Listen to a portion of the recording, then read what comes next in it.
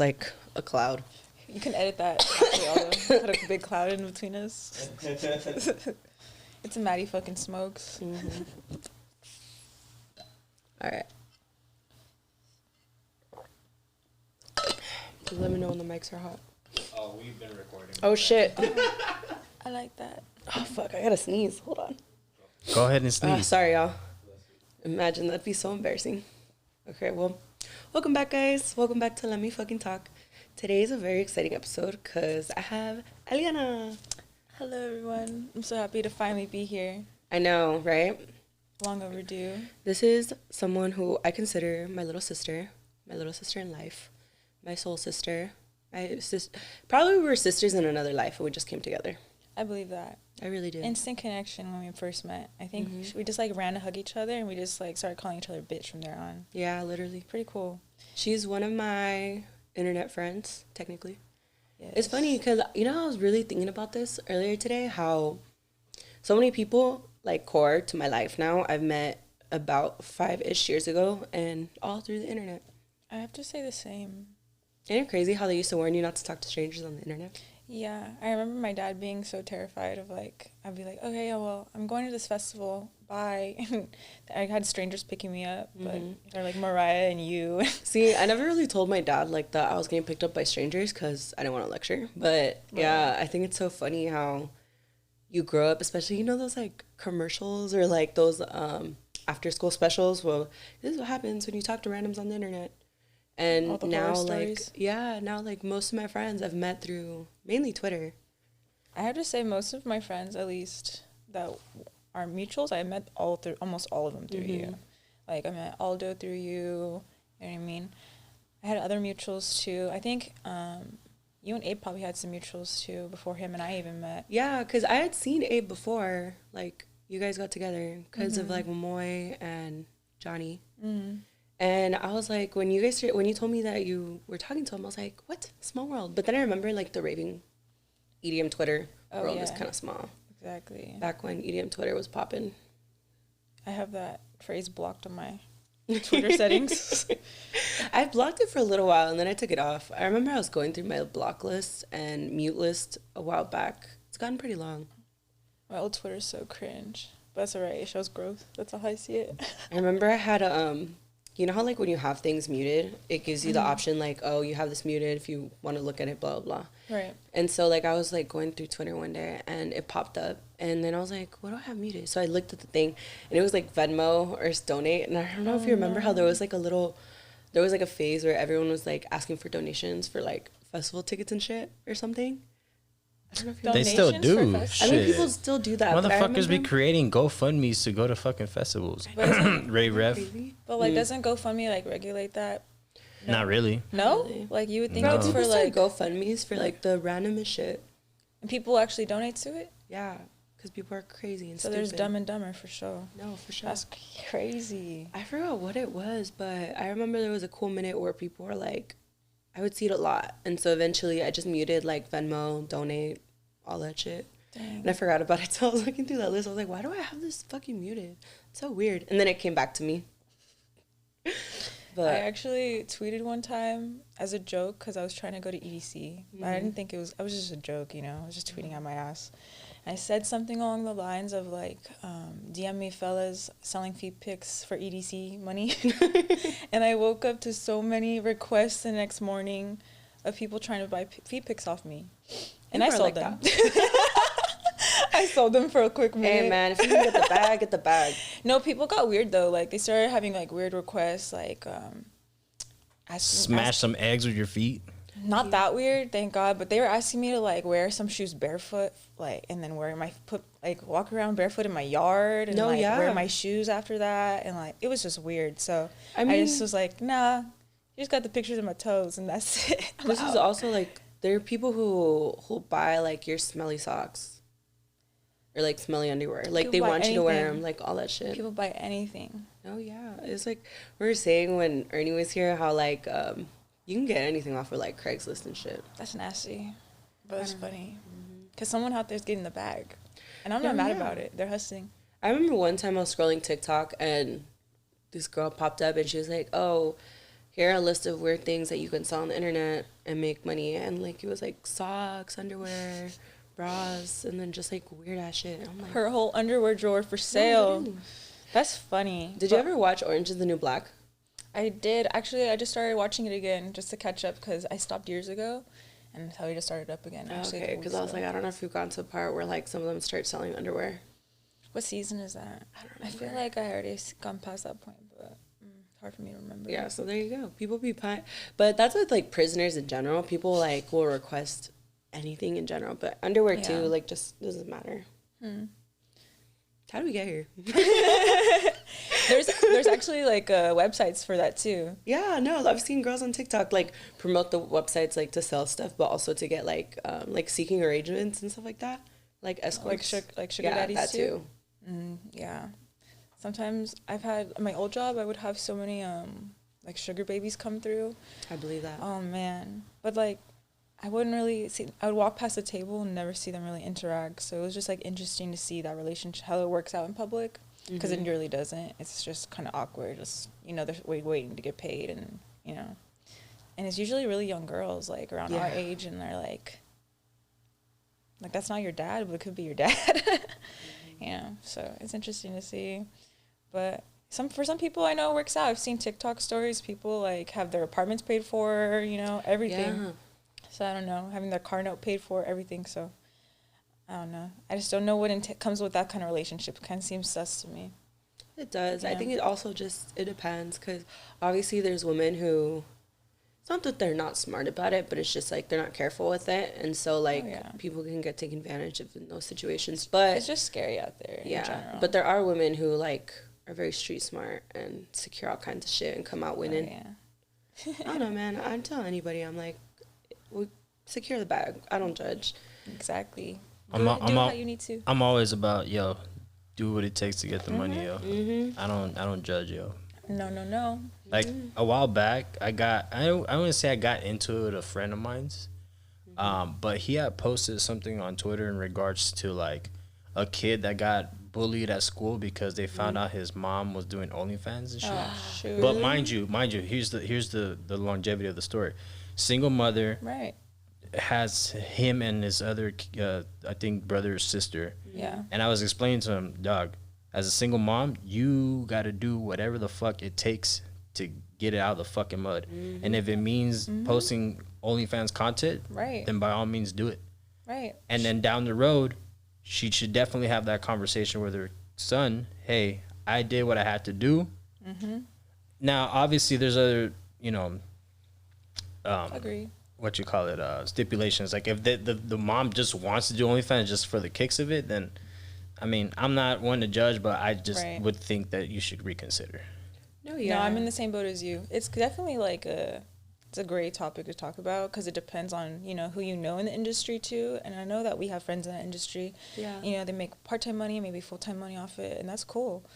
But like that situation is interesting to bring up because, that's a mom trying to like make hers and like she has kids, she has to take care of and put food on the table for her. So I mean, I respect that hustle. It's not a new conversation either because it's like the same type of thing when like back in the day, well, even now strippers, it's like very similar. And people always like, especially more in the past, I feel like now it's definitely become like a slightly more acceptable and it's still not where it should be. But like, at the same time, like, if they're a grown-ass adult and, they can do that shit and they want to do that shit and, like, there's nothing wrong with it. Because at the end of the day, bro, these are people willing to pay for that, Oh, yeah, there's a market for it. Yeah, so, like, who am I to judge her for the way she wants to get a bag?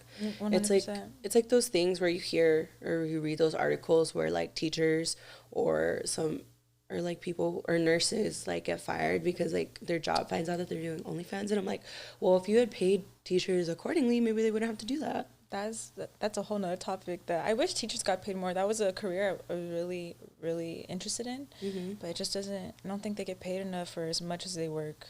I know they get like the summer off, but how much work do they really take home? Are they really ever off the clock? No, but and even that summer they're not getting paid, so it's like 100%. And they pay a lot of supplies out of their own pocket because the schools won't fund that. Bro, those like TikToks where you see like teachers like putting their wish list. Shit, that was Perla. I know. That was Perla the entire time. And mind you, she worked at a private school too. You would think with private school funding it would be better, and no. It's still no. Wow. And I mean, obviously, it wasn't as bad as public. Yeah, but it's you would think it's gonna be taken care of. Unfortunately, You it would wasn't. think that all these fucking rich folks would want like top notch, like pay top notch for their kids to succeed. But then again, when you're that rich, like you were just like you kind of expect to like pay your way later on. Unfortunately. Yeah. Well, I'll put a little pushback. Not everyone that goes to private is rich, because Perla did mention to me oftentimes there was like a few parents that scholarship, just not scholarship, but they just worked their ass off to make sure their kid was in a public school, working two jobs, you know, that type of shtick. Obviously, you get the other ones of like, oh, parents are lawyers, parents are doctors, so on and so forth. But some were genuinely just saying, nah, I just worked my ass off to make sure my kid's in a private school. This is true. Because even, that makes me think back. I actually went to a private school for a little bit. Kinder, first and second grade, I went to Catholic school, which not a lot of people know about that. But, you know, it's really funny. I do forget about that. I know. I forget about that, too, to be honest. How was that? And it was, I actually really liked it. You know, it's really funny. You were younger, too. I was thinking about this. When was I thinking about this? I was thinking about this the other day. I forgot about what, but like, you know how like I actually felt the most comfortable when I was at that private school. When I went to public school, it really was a culture shock. But that's because like when you're in a private school, you literally only know those people that are like in your class. Like it's like one class per grade. Right. So you only associate with these people, and there was actually like a lot of like Hispanic kids that were in my class. And I remember like I mean, it was a little bit more comfortable in that sense too, because it's like, oh, like I understand, you know.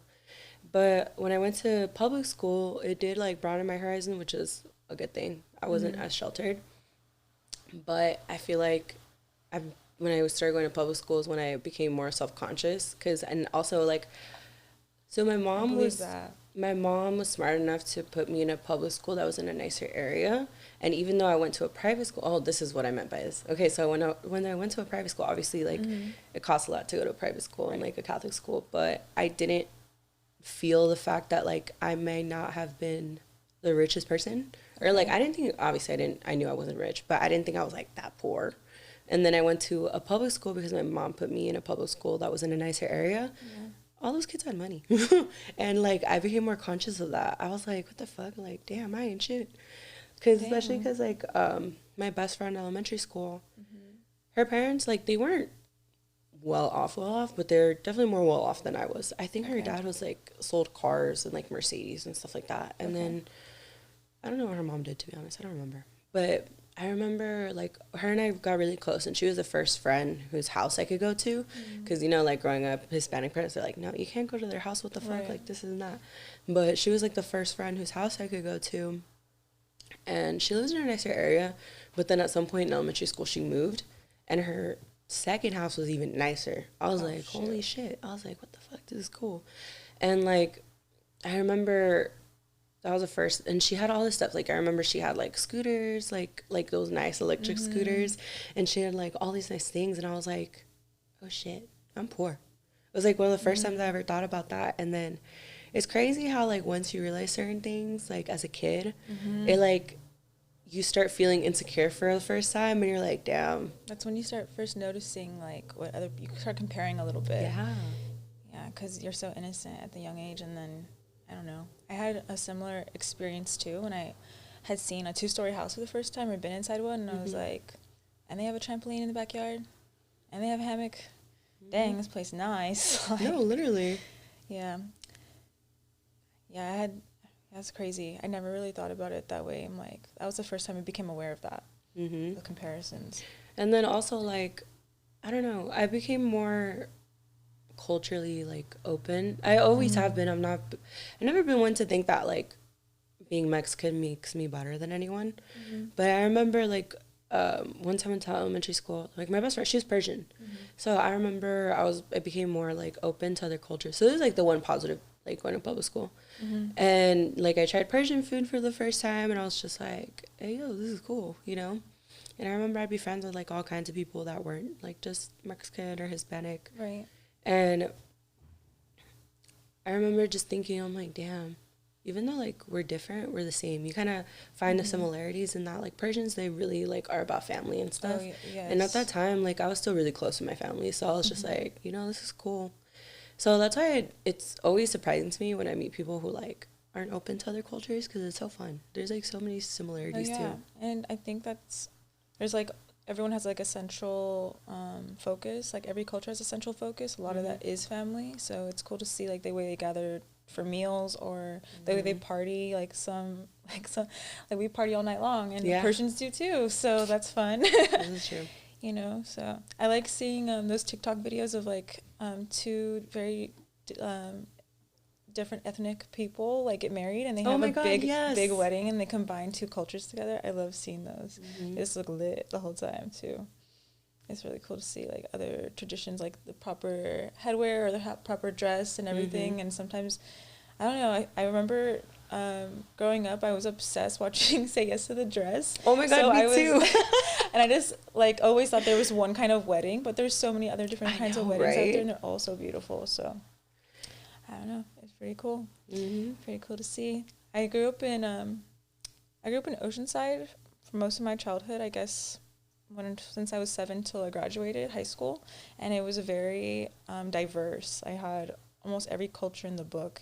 Obviously we're close to Mexico, so we have a bunch of Mexicans and just Latinos in general. So, but I grew up with everyone under the sun pretty much. So it was really cool. It was a big military town too, because Camp Pendleton's right there. Right. So that also invites a lot of different cultures and different people from all over the world as well. So it was cool to grow up with that. And when I moved to the desert, it kind of just that we don't have it out there in the desert. It's mostly Latinos, or the people that we call them the snowbirds. When they come down, they stay down for the nice winter months, and I'm in a jacket in the winter months, and they're in shorts, and that's how you know they're from Canada. No, literally, it's so funny. Yeah. But I love that you, like, that's still, like, in you. You're just like, bro, everybody is the shit. Oh, yeah. I think that's why I love coming, like, out toward the LA area a lot, too, because it's more diverse than the desert is. So I just enjoy, like, seeing, especially because when I come out here, as you two know, it's mostly for events or, like, music. So it's just kind of cool to see all different kinds of people come together for one central thing, which is just the same artists or music in general, just trying to have a good time. So I do enjoy coming out here, but I've been wanting to travel to like other parts of not just California. Like I've heard San Francisco is great for not just nightlife, but it's very diverse as well. The only thing with San Francisco is that parking is ass. Oh yeah, you don't need a car when you live there. Yeah, no, I would recommend like if you're gonna be out there, just like travel as much as you can, like publicly on public transits, because parking fucking sucks in San Francisco. But I do like San Francisco though. I think like when I came back from San Jose back in July, we like road trip down, but like down the PCH and like the West Coast. It was so nice. It's a little longer, but enjoyable. It was so nice. Like I really want to go back to like chill more in Big Sur. It was really nice. I think you'd really like it. A lot of nature, a lot of sightseeing up there. I've traveled mostly through San Francisco, but never had the chance to actually stop and enjoy it, maybe for a couple days. But you went to San Jose, right? I think that's where Abe actually tried to go to school out there. He really liked the area out there. Oh, really? I did not know that. Yeah. San Jose State, I think. Or I don't really know which school exactly, but yeah, somewhere up there. Yeah, I passed by it the last time I was there with Julio. I like San Jose. It's really chill. It's like, I don't know. It reminds me of a different version of the Valley. I don't know how to explain it unless like you're there. But I really liked it. I wouldn't mind like moving out there too. Although, what's been on my mind a lot is Chicago. I really liked it. I wasn't even there for that long, but I really liked it. And there's times where I'm like, maybe I could see myself there. You're not the only person I have another friend. She's actually been wanting to move to Chicago. She visited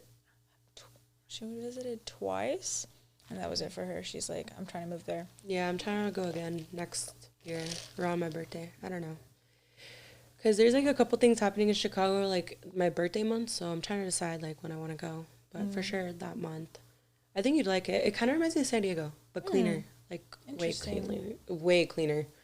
But the park that they have right there is really cool too. When did you visit last? in August. How was the weather around that time? Was it The only humid thing at is all, or like, no? yeah, it's a little humid, but honestly, it wasn't that bad. It was kind of warm at times, but it was just like 80s. Mm. The only thing is just the humidity. You saw is that when you saw Bad Bunny? Yeah. That time? How long were you out there? Not that long. It's because also we were chilling where Nessa lives, and she lives like outside of like the downtown Chicago area. So we were only like in the downtown Chicago area for like a day and a half. Oh, okay, gotcha. But that's still pretty close though. It's just right outside. It's probably a little cheaper anyway to like and it's close. Like you could Uber everything. It wasn't too bad, and like even we just walked around a lot of the time. Mm. It was really cool though. I really liked it. Gotta put that on my list. Internationally, where have you been wanting to go? Bro, I really want to go to Greece, which is kind of basic, but really want to go there. Really want to go to Tokyo, Italy, obviously, London. Also, Japan's been on my mind too. oh yeah, man. I've always been wanting to go to Japan. Like, I want to see a lot of cars out there. Like, want to see the car culture out there, and of course the food, because you can't get it any more authentic than that from Japan itself. So, that's a big one. I don't know how long I would want to stay out there. Honestly, if I were to go out there, I'd want to stay out there like at least a week or two. I think you should, like, for like international trips like that, at least like minimum 5 days. Oh yeah, I feel like you just gotta like immerse yourself into it. But it looks so busy. I feel like I might get overwhelmed from all the lights and everything. Sensory overload. But I think it also just depends what parts of Japan you go. Oh, I want to see everything.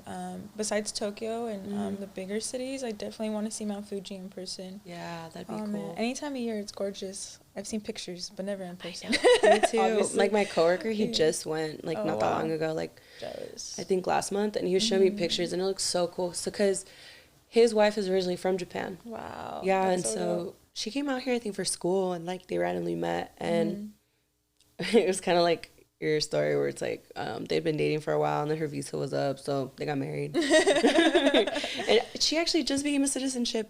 That's awesome. A citizen. Like she took her citizenship test, I think, yesterday. Oh wow.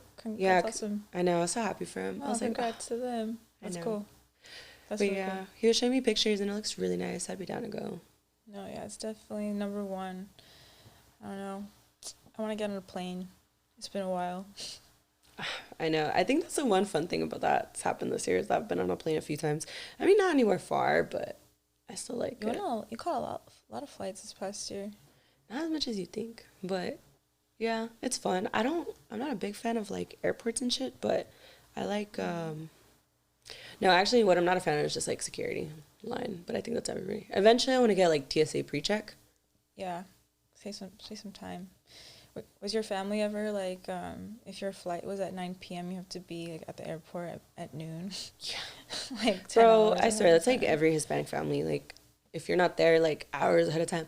Also, a lot of time when I fly, I don't tell them what time I'm leaving because then they're gonna be bugging me like, oh, you should go. And if you follow me like on any socials, you know I'm the queen of like last minute packing, last minute getting out the door. That's facts. You never told a lie. Mhm. I always feel like, or even some of your flights were last minute too. Yeah, that's true. Yeah, I remember talking to you one day, and then 2 days later, I look at her story. And you're Yeah. on a flight. I'm like, girl, where are you going? No, it's funny because literally everybody hit me up when I was like, bye. Because originally, but that was just for when I went to go visit Julio this last time. But that's because it was kind of random. I was supposed to meet him out when he was going to be at his mom's, but then I ended up going early and just meeting him up in San Jose, and then we just drove down together because it was like his dad's anniversary. Yeah. But that's because everything else was going on. I just really needed to see him already. So Yeah. I deserve a little flight. I wanted to go on one of those. We were overdue for a trip soon. where are you guys thinking next? I don't know. I don't know if it would be like probably somewhere in California still, but I don't know. I've been wanting to go to Seattle. I've always wanted to try Seattle. I really want to go to Seattle too. Yeah, definitely like probably up the West Coast and then work my way on maybe on the East Coast. I had the opportunity to go when I was to Jersey and Philadelphia, but I was a kid, so I didn't really get to enjoy it. I saw my brothers out there when they graduated the Coast Guard Academy, but I was so young and I was just not used to snow or nothing, so it wasn't really a good time for me. But I definitely want to, I've never really been in the snow too much, so I definitely want to try something where it's colder. But I know Seattle, it always rains, so we'll see how that goes. Yeah, in Seattle, it's a little bit more gloomy, which I don't mind too much, but at the same time, like, after a while, I'm like, okay, I need a little sunlight. No, yeah, I'm the same way. Growing up in San Diego, it was always sunny, and sometimes I miss it, but now it's always sunny and I'm always sweating. So you can't have it all. I know, I tell you all the time, I don't know how you do it living in the desert. I guess I just got used to it. It took me like 2 summers to get used to it, and then when Abe and I started dating, I want to say finally it took him about 2 summers as well. Because this past summer, I want to say the highest that I saw, at least what my car said, was 121. Oh, fuck.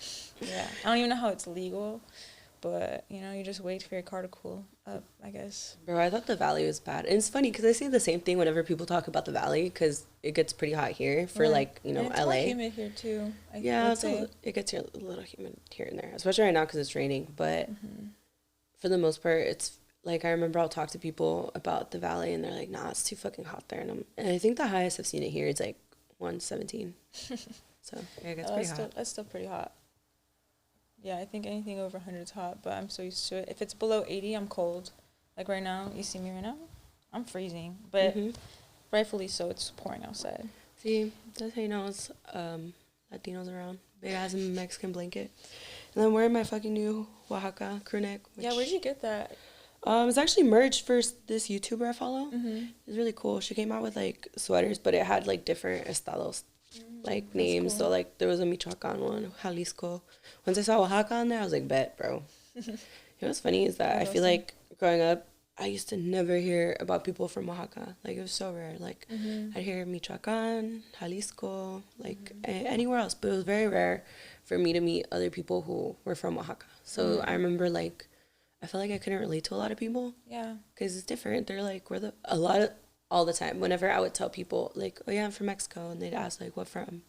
I'd be like, Oaxaca. And they're like, where the fuck is that? And I'm like, it's like the south part. They wouldn't even really know where it was at. No, but I feel like now, like, especially in the recent years, I've seen a lot of people from Oaxaca get their flowers. And it kind of makes me a little sad, too, that, like, white people discovered it. Because they've been gentrifying a little bit, like, places in Oaxaca, but at the same time it's like mixed feelings because like I've seen like stories of people coming up and I've seen a lot of people do like documentaries on the different type of foods in Oaxaca because like mole is known from a lot of different moles are made out there, and also like mezcal. Like most places, like if you see, or most bottles if you see like mezcal, it'll also say Oaxaca. So for me it makes me really happy to see, like, I've seen a lot. There's like this on HBO Max right now, there's like a documentary on like these dancers from Oaxaca. So it makes me happy cool. to rep the name. Yeah, bro. No, it's really cute. I like the colors too. You said, what's the YouTuber's name? Eva Ixo. Oh, okay, I've actually heard of her before. Does she do makeup too? Okay, yeah.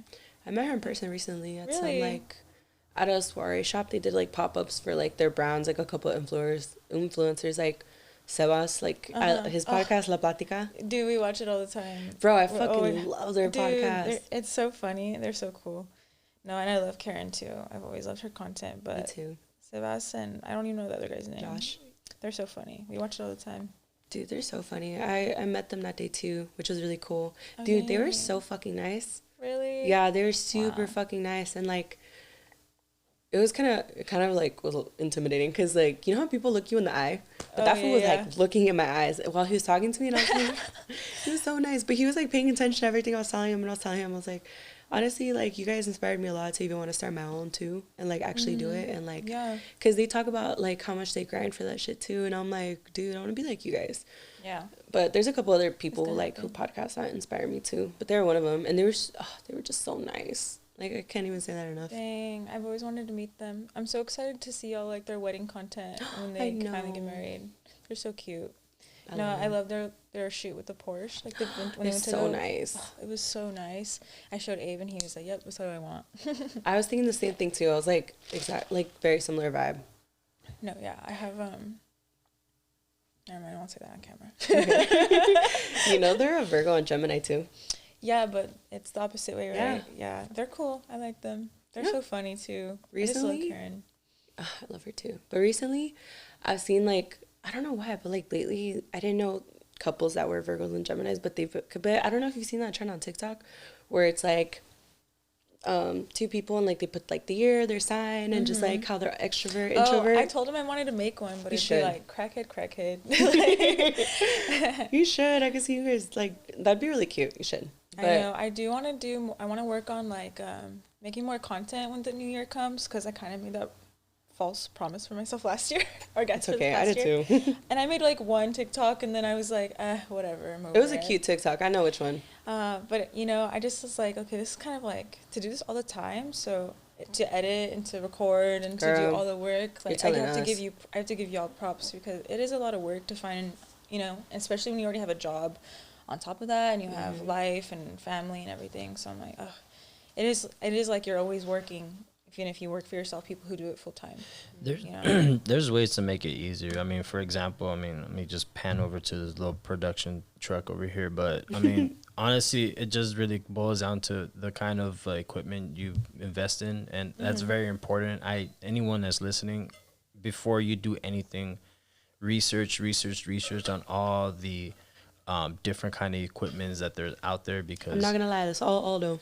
Yeah, but it took me trials and tribulations. I mean, obviously with the previous podcast that we had, there was a lot of mistakes I made on that one, and when that one was I'm not gonna say it's finished, because eventually I'll bring it back, who knows, but there was just things on there that I thought was cool, and when I started doing research, which is something that I kind of dabbled a little bit in the beginning when I started that one, I was kind of more like gun-ho, like, okay, I want to do it, start it now, boom boom boom. And that's not the good thing to do. What you need to do is you need to, obviously the idea is there, write it down, but then after that, look into what are the things that's gonna make that plan go, but like go and like in a constant, because I'll be honest, the equipment I have here, it cuts editing down by like by a lot. You invested, you know, and time is money at the end of the day. Yes. Yeah. So if you invest it, I mean, it's gonna do the work for you. But you live and you learn, man. That's what I tell people all the time. I'm like, it may not always be right the first time, but like, as long as you keep going. Yeah. I definitely want to dabble into making more content. I got so obsessed with I was just telling Abe this literally yesterday. So obsessed with like isolating myself and not posting anymore.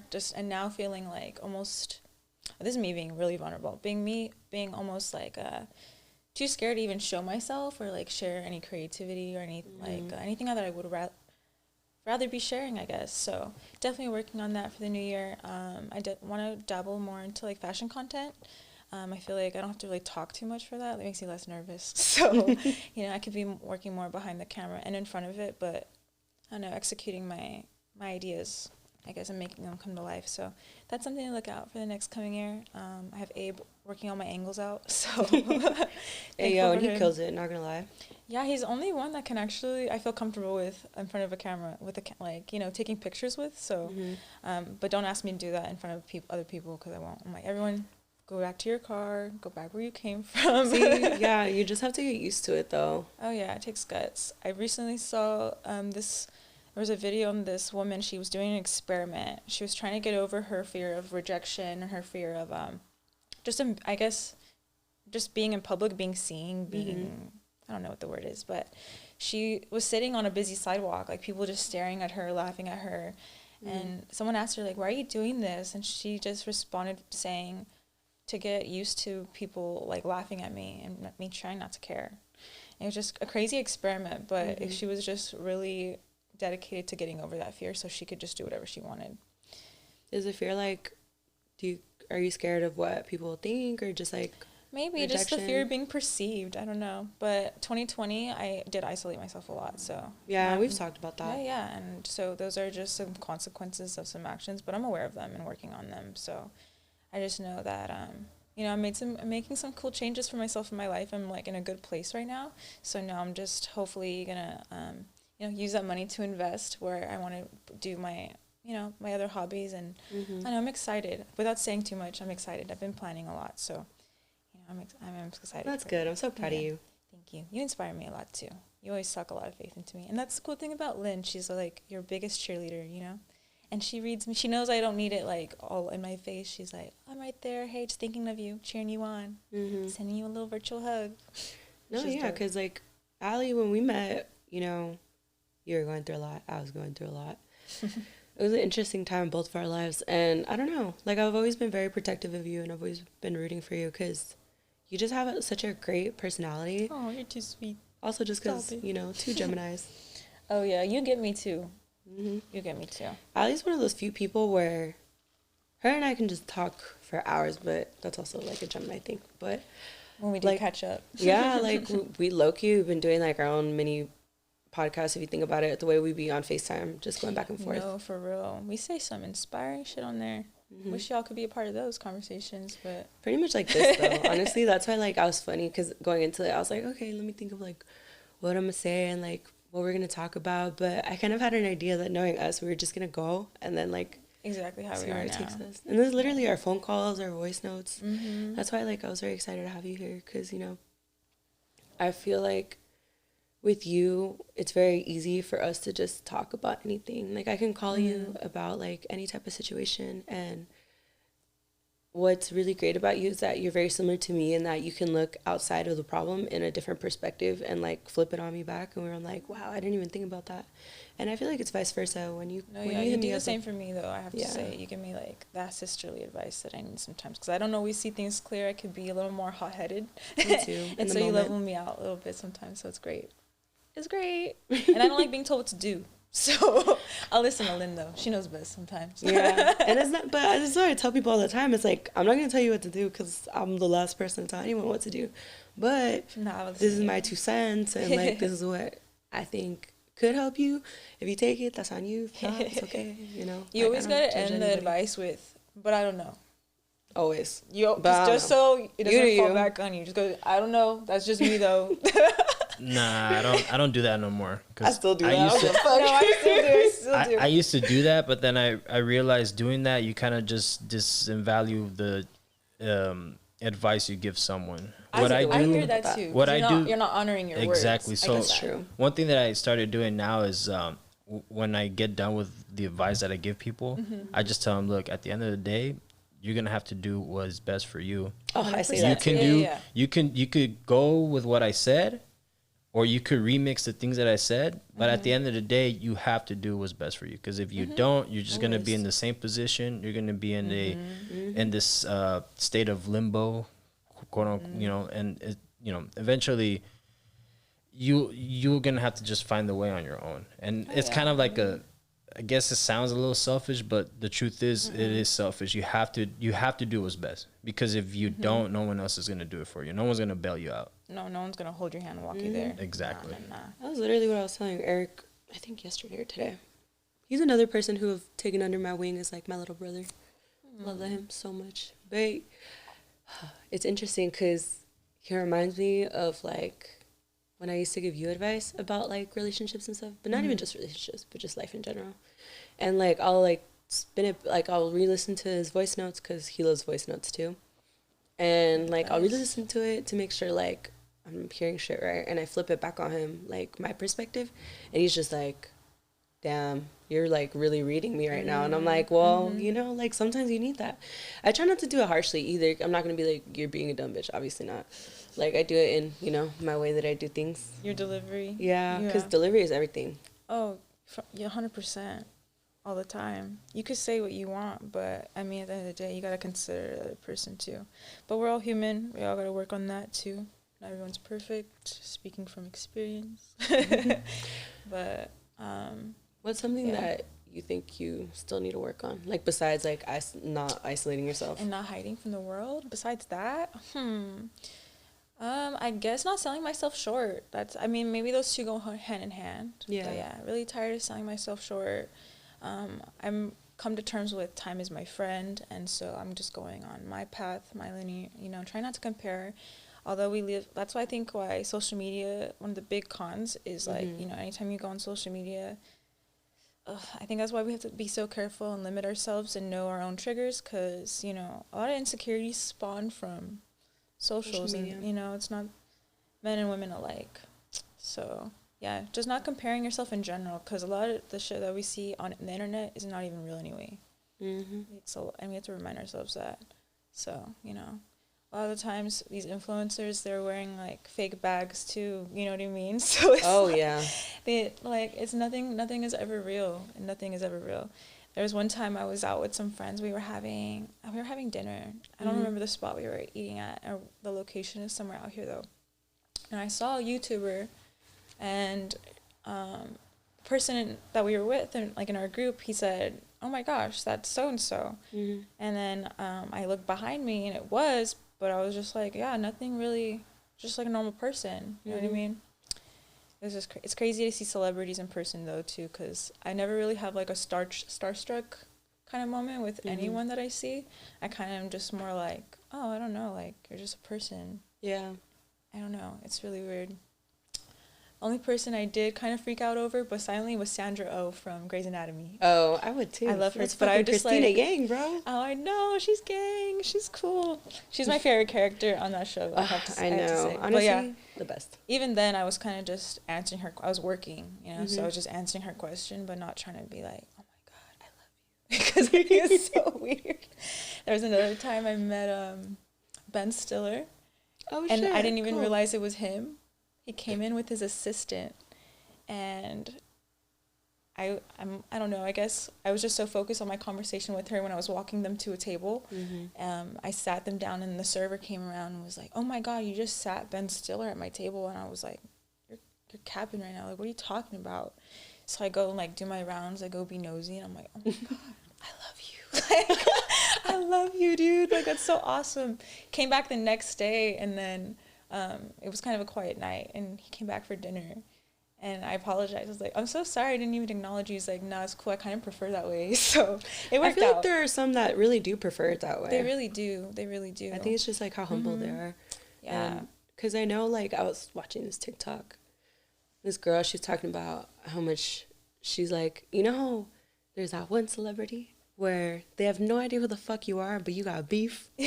And she was talking about J-Lo, which I can get to, because man, we could talk about that's a whole segment, bro. There's so many things wrong with J-Lo, but she was saying how her mom's friend like works in Aspen. You know how like celebrities love going there and like you know, for like the winter time and all that shit. But she works at like one of those like bougie stores, like high end stores, like luxury brand stores.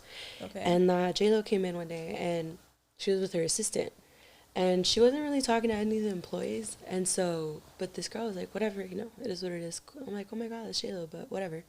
She's like, I'm sure she'll talk to us eventually.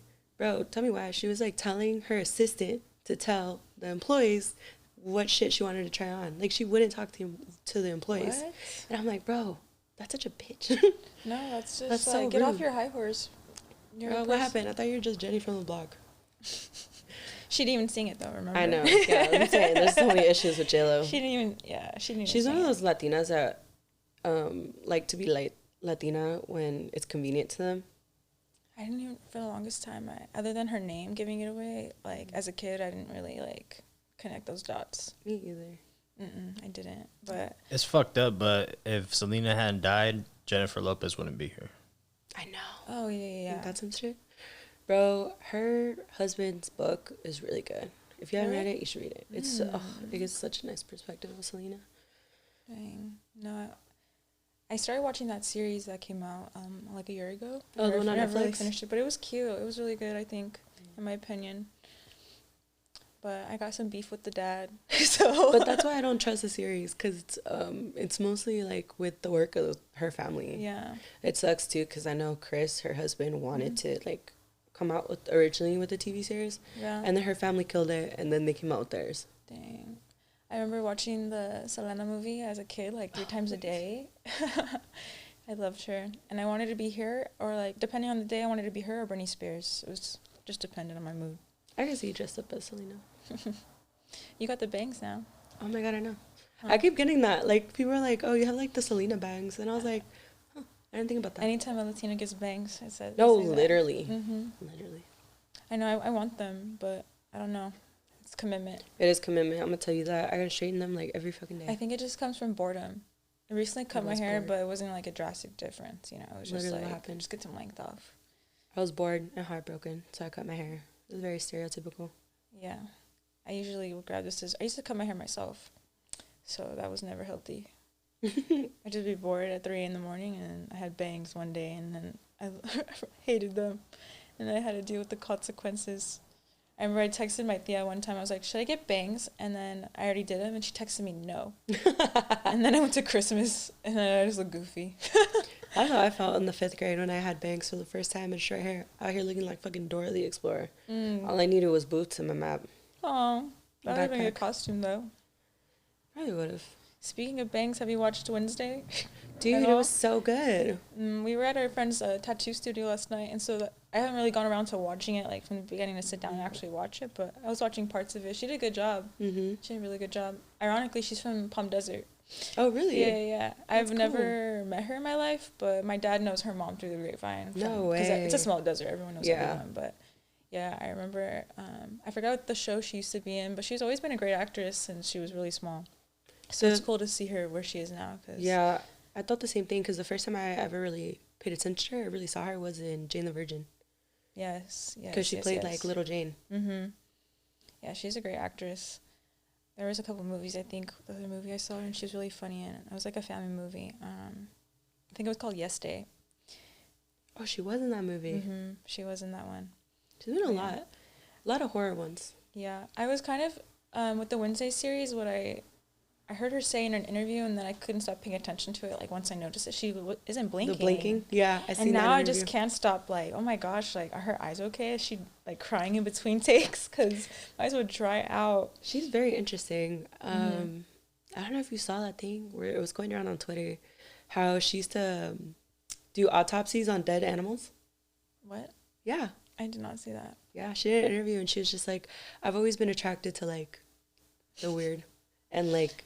It's giving Jeff Dahmer. I was about to say young Dahmer in the making. No, I know. I thought the same thing. I was like, I wonder if that's why she's kind of just been doing more of the horror genre to, like, get her fix so she doesn't go killing people. Oh, to try to burn it out, kind of like how Evan... That's his name, right? Evan Peters? Yeah. Because now he's at a point where he's like, I want to do a rom-com or just something outside of... You know, and I feel for him because, like, at some point doing those roles will take a mental toll. I mean, for fuck's sakes, we all remember Heath Ledger, rest in peace.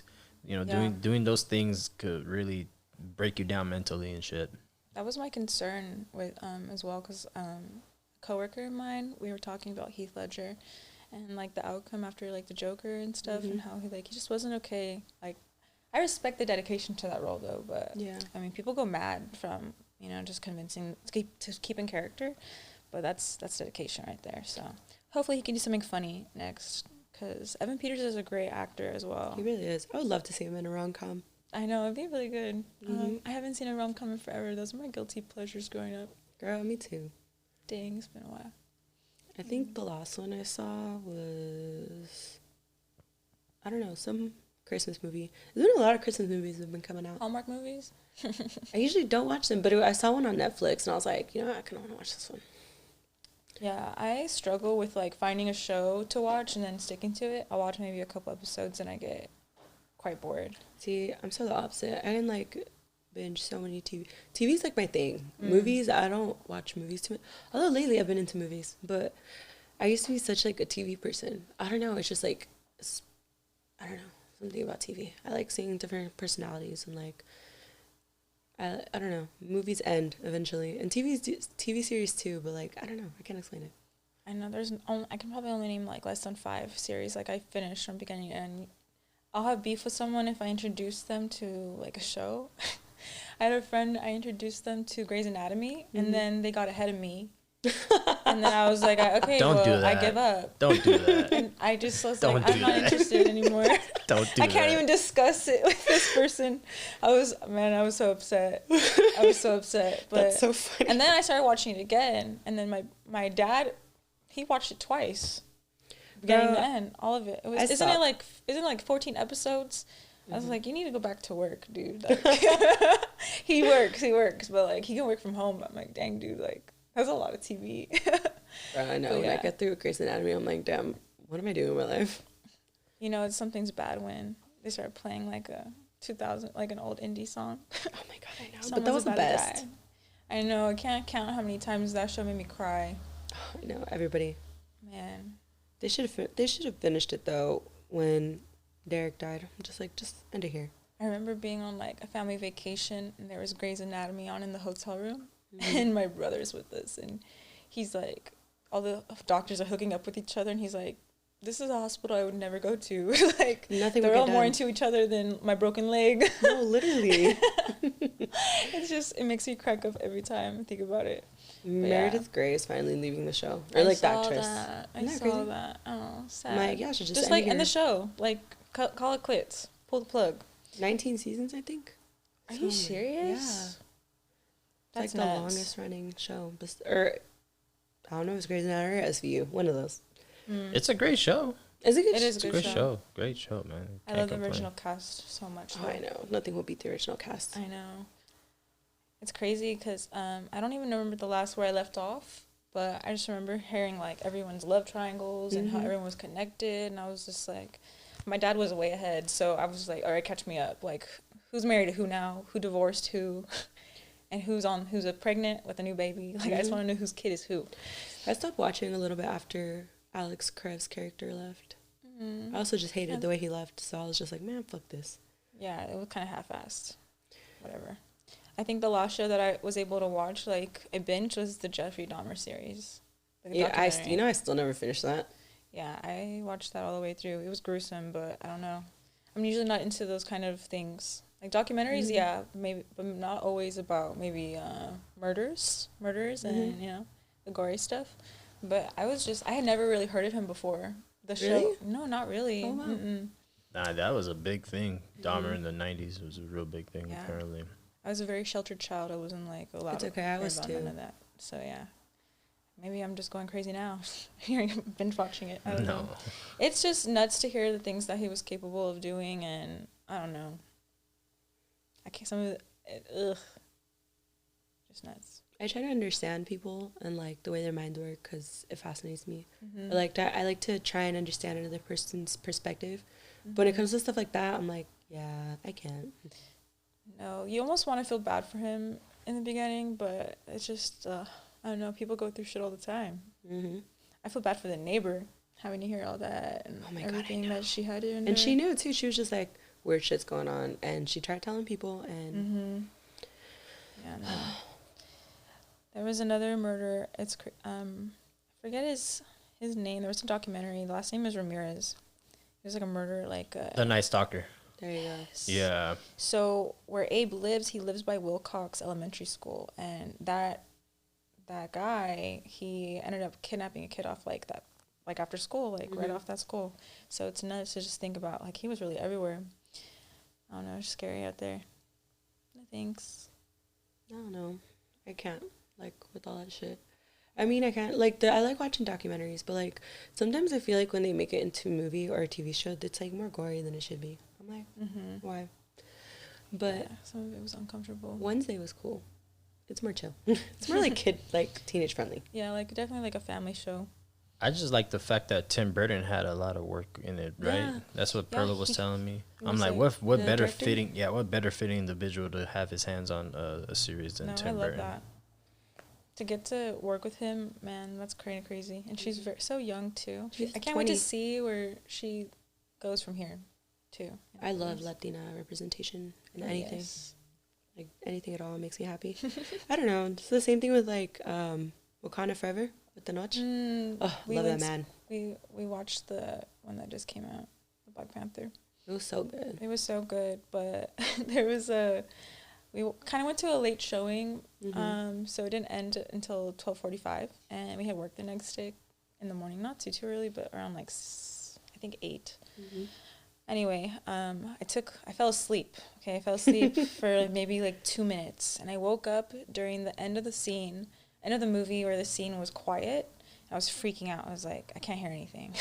I was like so confused. And then I didn't hear anyone cough, breathe, nothing. The whole movie theater's silent. And then I finally heard something, and I was like, oh, thank God. I was so confused. Like, Were you high? A little bit. But I took a little nap, and I was just so scared, dude. I was like, I lost one of my senses. Bro, that'd be fucking terrifying.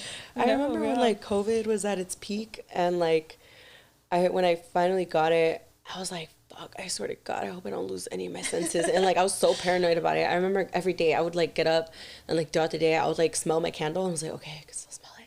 Oh no, I lost my taste when I got COVID. The end of 2020, I remember I was actually at Abe's house and I never had sopes before, and his mom was making them, and she knew that I never had them before, so she was excited for me to eat them.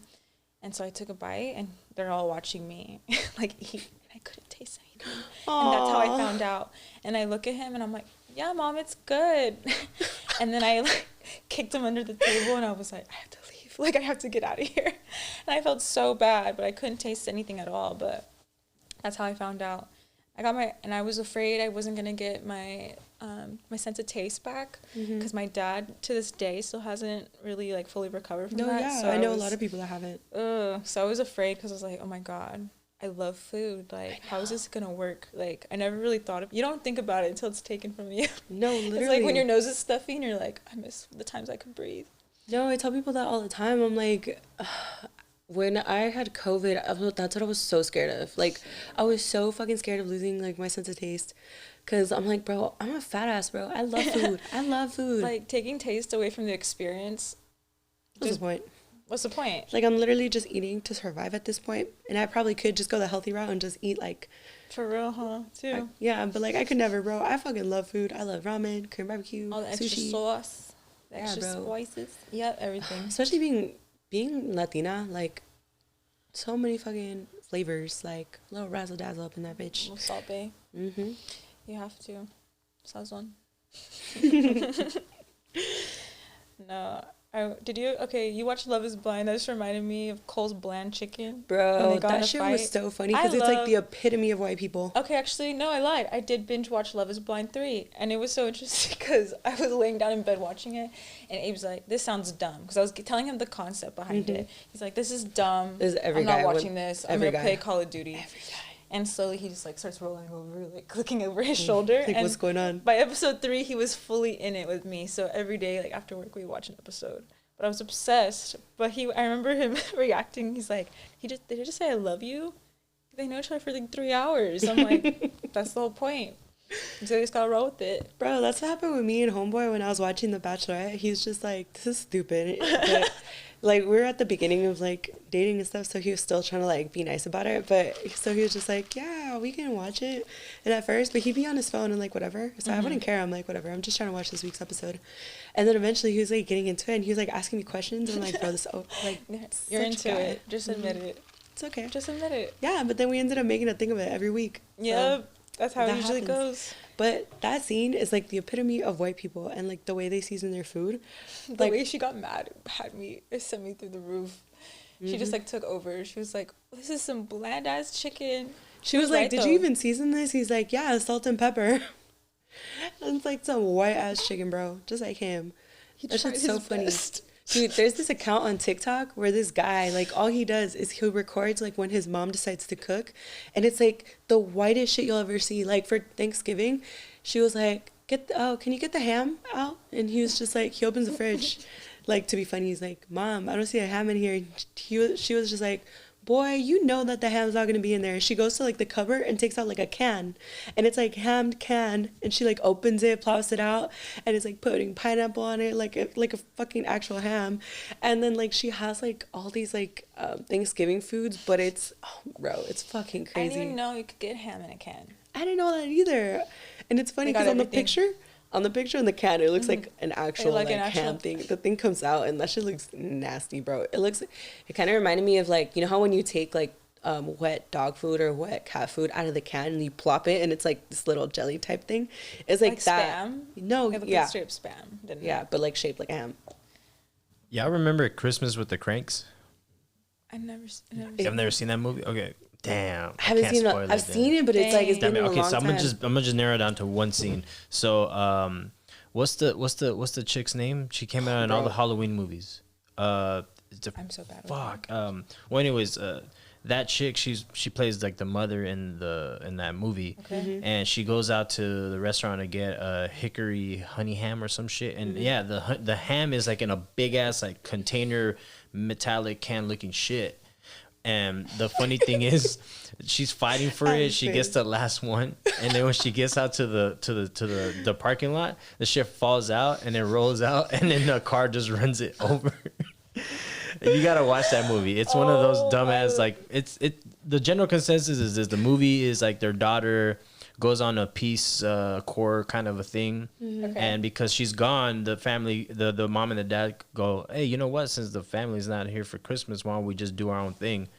And they try to do their own thing, and then like somewhere in the movie, the daughter ends up surprising them, hey, we're gonna come back home. I'm bringing my boyfriend, da da da, and they're like, yeesh, like we're not even doing anything for Christmas like we normally do.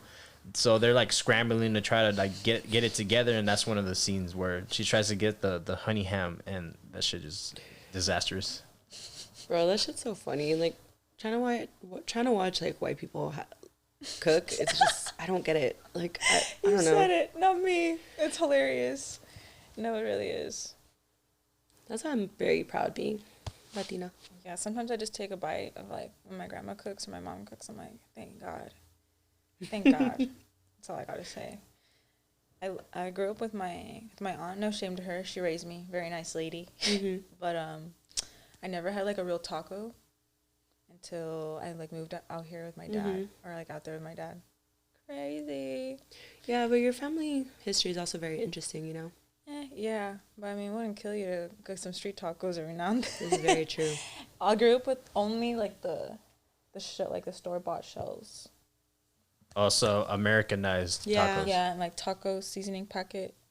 I still laugh at that thing that said, what was it in 2020 or last year, where they say Taco Bell was ranked #1 Mexican restaurant. I was like, fam. What?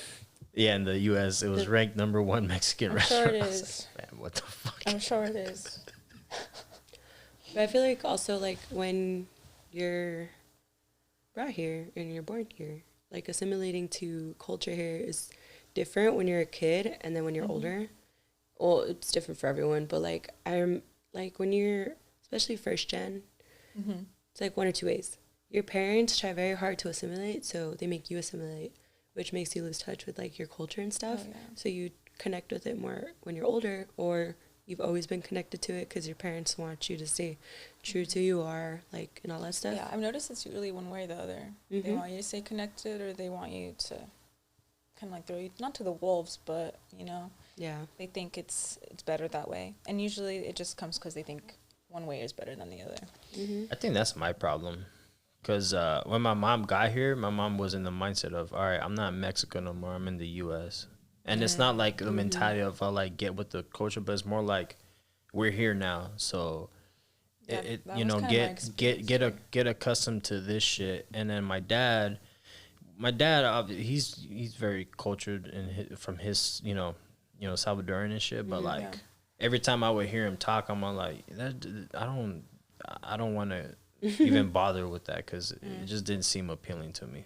So that's why I'm like very detached from my Mexican and Salvadoran heritage, I guess you could say. Yeah, which sucks because, like, you know, both countries have just Latin America in general is just rich in culture. No, yeah, whether definitely. It's, you know, Central America, South America, but like, yeah. Just I kind of had a mix of both. Like growing up, since my Spanish was a lot better when I was a kid, but like my Spanish has always never been like the best. Like when my parents got here, they assimilated, but also not really. It's really weird, cause like if you look at my tias and stuff, like they mostly speak Spanish. They're more fluent. Their English is like okay, but mostly Spanish. And we used to be really close with my family growing up until like my parents split up. And so like when I would be with my cousins stuff, I was so used to like, you know, being Hispanic and like all those stereotypical Hispanic things, you know, like we'd have parties at my house and like all that stuff. But like as I got older, and I feel like it's because it was like those like years that matter a little bit more when you start to like become like your own little person and all that stuff. My parents like kind of like in the schools that I went to also, because like I felt like more had to assimilate. So for me, like I definitely wasn't as close to my culture as I probably could have. But I think also what helped as I got older was that I definitely had more friends that were Mexican, Latinos, like and all that stuff. So now as I'm getting older, like obviously like I try to connect with it more. Yeah. So it's like, it's a little bit of both.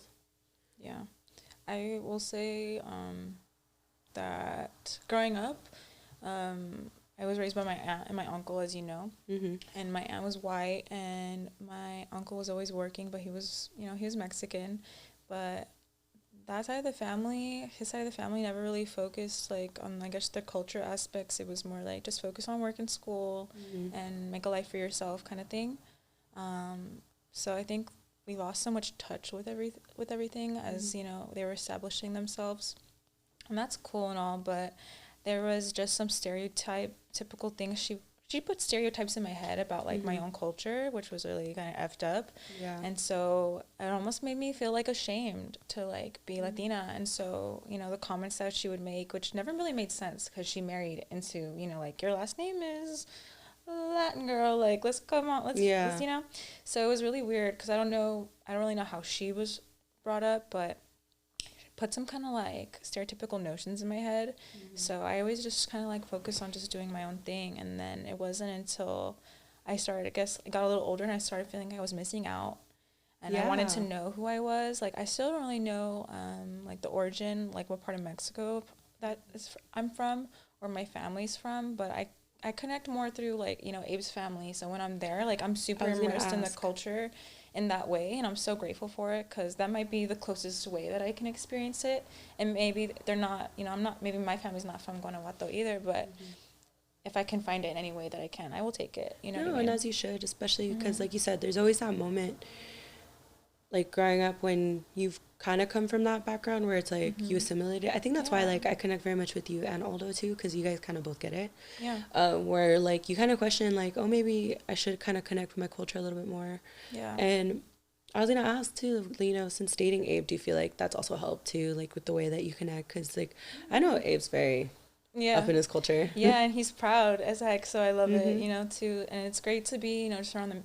Like, I get introduced to foods to this day all the time. He gets really excited, so, and he, and he's teaching me Spanish and everything too, because I'm not fluent by any means. I can understand better than I can speak. So that's something that I'm working on, because, if we do decide we want a family one day, I would love for my kids to know both, because there's so many advantages to knowing both. Oh, definitely. There's so many times where in my past jobs or even to this day where I wish I could help someone, but I'm limited because of my language barrier. Sorry to cut you, but the great thing is that you have the tongue though.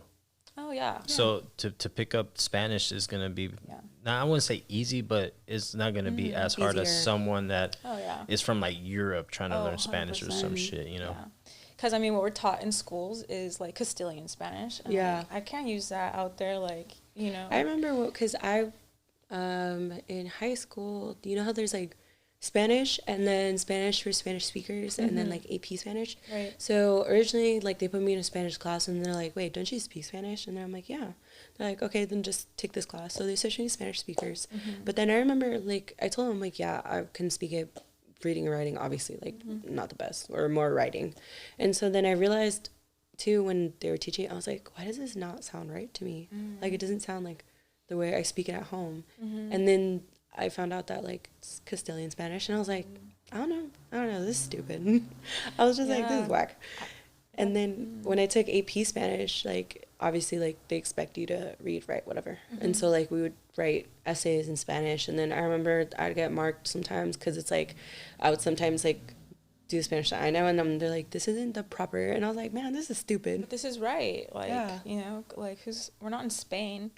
No, literally. For one, we're in California, and most of the Spanish out here is, the dialect is a little different. It's more casual, you know what I mean? So I guess it's cool to know both and, like, know where the roots come from, but I don't know. It's so, I noticed that when I was in high school and I was taking a Spanish class, and my friends who spoke Spanish at home, they weren't passing. Like, they weren't getting good grades. They were getting, like, C's because things were wrong or they weren't conjugated the correct way. But they were talking to them. The teacher understood them. So it was just crazy. They hold us to the, I don't know. I feel like they should consider, like, we're also where we live as well. It also helps with the teacher. I don't know how the teachers y'all had for your Spanish classes, but my teacher, she was, like, Hispanic as shit. My Spanish teacher, her name was Miss Gachax, straight from Mexico. Like, hell yeah. And, like, I'll be honest, I only took Spanish because obviously in high school there's, like, requirements, like oh, you Yeah. need like a foreign language, and then I was all like, well, I know Spanish and I understand Spanish. Can't write it. I could read it vaguely, but You're like, this could be easy. yeah, that shit was hard. That shit was hard. I feel like that's every Hispanic when they're in high school and they have to take a language. They're Yeah, like, what oh, is this? Spanish. Like coche, carro, like what is a coche? Like what is this? No, like the like word for bedroom. What is it, dormitorio, in like Castilian Spanish? And everyone, I remember hearing my friends being, "What the heck is that?" Like, we never heard this before. that was cuarto. Yeah, Yeah. yeah, that's how you would say it. See, dormitorio is like a dormitory to me. Yeah, Yeah, like, that's it's so literally the yeah. translation. So I mean, that's what I Dexter's mean. So, but laboratory. I don't know. It's interesting. Like when you hear like Puerto Rican Spanish too, it's like, bro. Oh yeah, yeah. I know. Just even like listening to Bad Bunny, like the way he speaks or like sings and raps in his music, it's very, very different. I still laugh at bicho. I know. What bicho Yeah. means in Puerto Rican and what bicho means in Salvadoran are two different completely things. Like bicho in Salvadoran is kids. Like, oh, ahí andan los bichos jugando allá afuera. And it's funny because I literally have a story of our friend Gio where he was telling how his uncle married a Puerto Rican chick. Okay. And he was at they were out at a family gathering, and then his uncle was out like, oh yeah, I ando jugando los bichos, this and that, and then his wife, Puerto Rican, was like, que grosero es. Because apparently bicho in Puerto Rican means a guy's dick. Yeah. So it's She's like, what? She's like moving the kids like this way. Walk this way, nothing to see. Bro, that's so funny. That's crazy. But it honestly really has made me happy to see the way, like, because I have seen you connect more with your culture, like, especially dating Abe and stuff. No, yeah, it's fun. But I feel like outside of that, like, if you're going to be in a relationship, like, you guys should make each other better in any type of way. Oh, yeah, 100%. Very grateful for him. Well, I don't like to joke about other people's wrongs or, like, you know, their life, but I want to, like, like, it's not even to brag, but I'm just so thankful because I see other people's relationships when they go, like, you know, the ups and downs are not, like, some of these people just be forgiven left and right for all kinds of, but it's none of my business. I'm just so happy that, like, we don't go through a lot of things that I guess would be, like, a worry in this world. Like, in the modern dating world, I can see it for what it is by hearing, you know, through my friends and, like, seeing it through, like, my family members go through it. It's scary out there. I don't want to be in the streets. No, thank you. It's so funny because I was talking to Perla about that too. Because Perla says all the time, she's like, honestly, I listen to your guys' stories and I don't know how I wouldn't be able to do it. Like, I couldn't do it. And I'm like, yeah, I mean, you guys are very fortunate, you know, that you guys found your guys' person, like, very at the time that you did. And it makes me really happy to see because I've been there pretty much since the beginning. No, yeah, even before him and I met, so it's been cool. Yeah. And, like, what's one thing that you for sure feel like you've learned, like, being in a really good, healthy relationship? Man, I think that you could choose from so much. I just thinking, like, knowing that it's possible and that it's out there, but it takes two to tango, you know what I mean? And communication is everything, because a lot of people, I just don't think are straight up with each other a lot in this world, you know? This is very accurate. Yeah. But that's a whole nother segment. It's just, I don't know, I think communication and then also understanding, you know? I'm not you, you're not me. So yeah, there is some compromise that comes with, you know, choosing to be together. Simple as that. But be with your best friend. Be with your best friend, because I can happily say at the end of the day, like, our friendship was the basis of our relationship. And it's so obvious if anyone watches them, it's so obvious that they're, like, best friends. And it's funny though, because have you seen that TikTok or not TikTok, but I've seen some tweet where it was just like a friend's like, I dare my best friend at the altar to say that she's marrying her best friend, because that's me. But I will say that, like, some of the most healthiest relationships I've seen, like, you guys genuinely look like friends first. Oh yeah, and I'm confident in that. I think that's why I know, like, I don't know, we did a lot of it. Oh, man, as you guys know, most of our relationship for the 4 years. Yeah, 4 years already. Yeah. Y'all graduated high school. For real. You know, most of that was long distance, or I guess long distance, 2 hours, like LA to the Palm Springs area. I don't know. But regardless of, like, you're not just down the street. I can't just, like, see you whenever, you know. But I it was hard work. It was hard. So now living together, I feel like it's good. So yeah. As long as there's love there. Mm-hmm. Oh yeah, that's all that you really need. Oh, 100%. Because if love isn't there, then no matter how much time and effort and work you guys put into it, if the love isn't there, then you're pretty much being on a dead horse. Mm-hmm. I agree. So I think it's important just to water what waters you and, grow from there. Because, I don't know, I think with friends, you can be so honest with your friends. And I feel like, I don't know, at least for me in my past relationships, I couldn't necessarily be myself. I had to water myself down. I couldn't, show who I truly was. So I'm just happy that, like, I'm with someone now that I'm like, oh, I don't care if he hears me singing Elmo's World in my room, because that did happen the other day. And he's like, what the heck, but he doesn't really blink twice at it, like, it's whatever. So, it's comfortable, it's healthy, and I'm grateful, because I'm not, like, sitting here, like, feeling like I'm lying about any of this either, because, it's not to brag, I just feel, like, extremely, extremely grateful. So I'm chilling. And we also just started working together too. So yeah, true. That we're always together now. So it's a big, big change from what we're used to. But it's good. Who's in the higher position though? He is. Oh, yeah. Hey, I mean, he's not my boss. Because I ain't gonna lie, when I started working, Perla was my fucking boss. I hated that shit. Oh, that's right. I hated that shit. And she was my boss not once, not twice, but 3 fucking times, dude. That shit fucking sucks. Yeah, so the first job, Perla, that's my wife. I love her to death. She got me my first job because I was not able to get hired anywhere.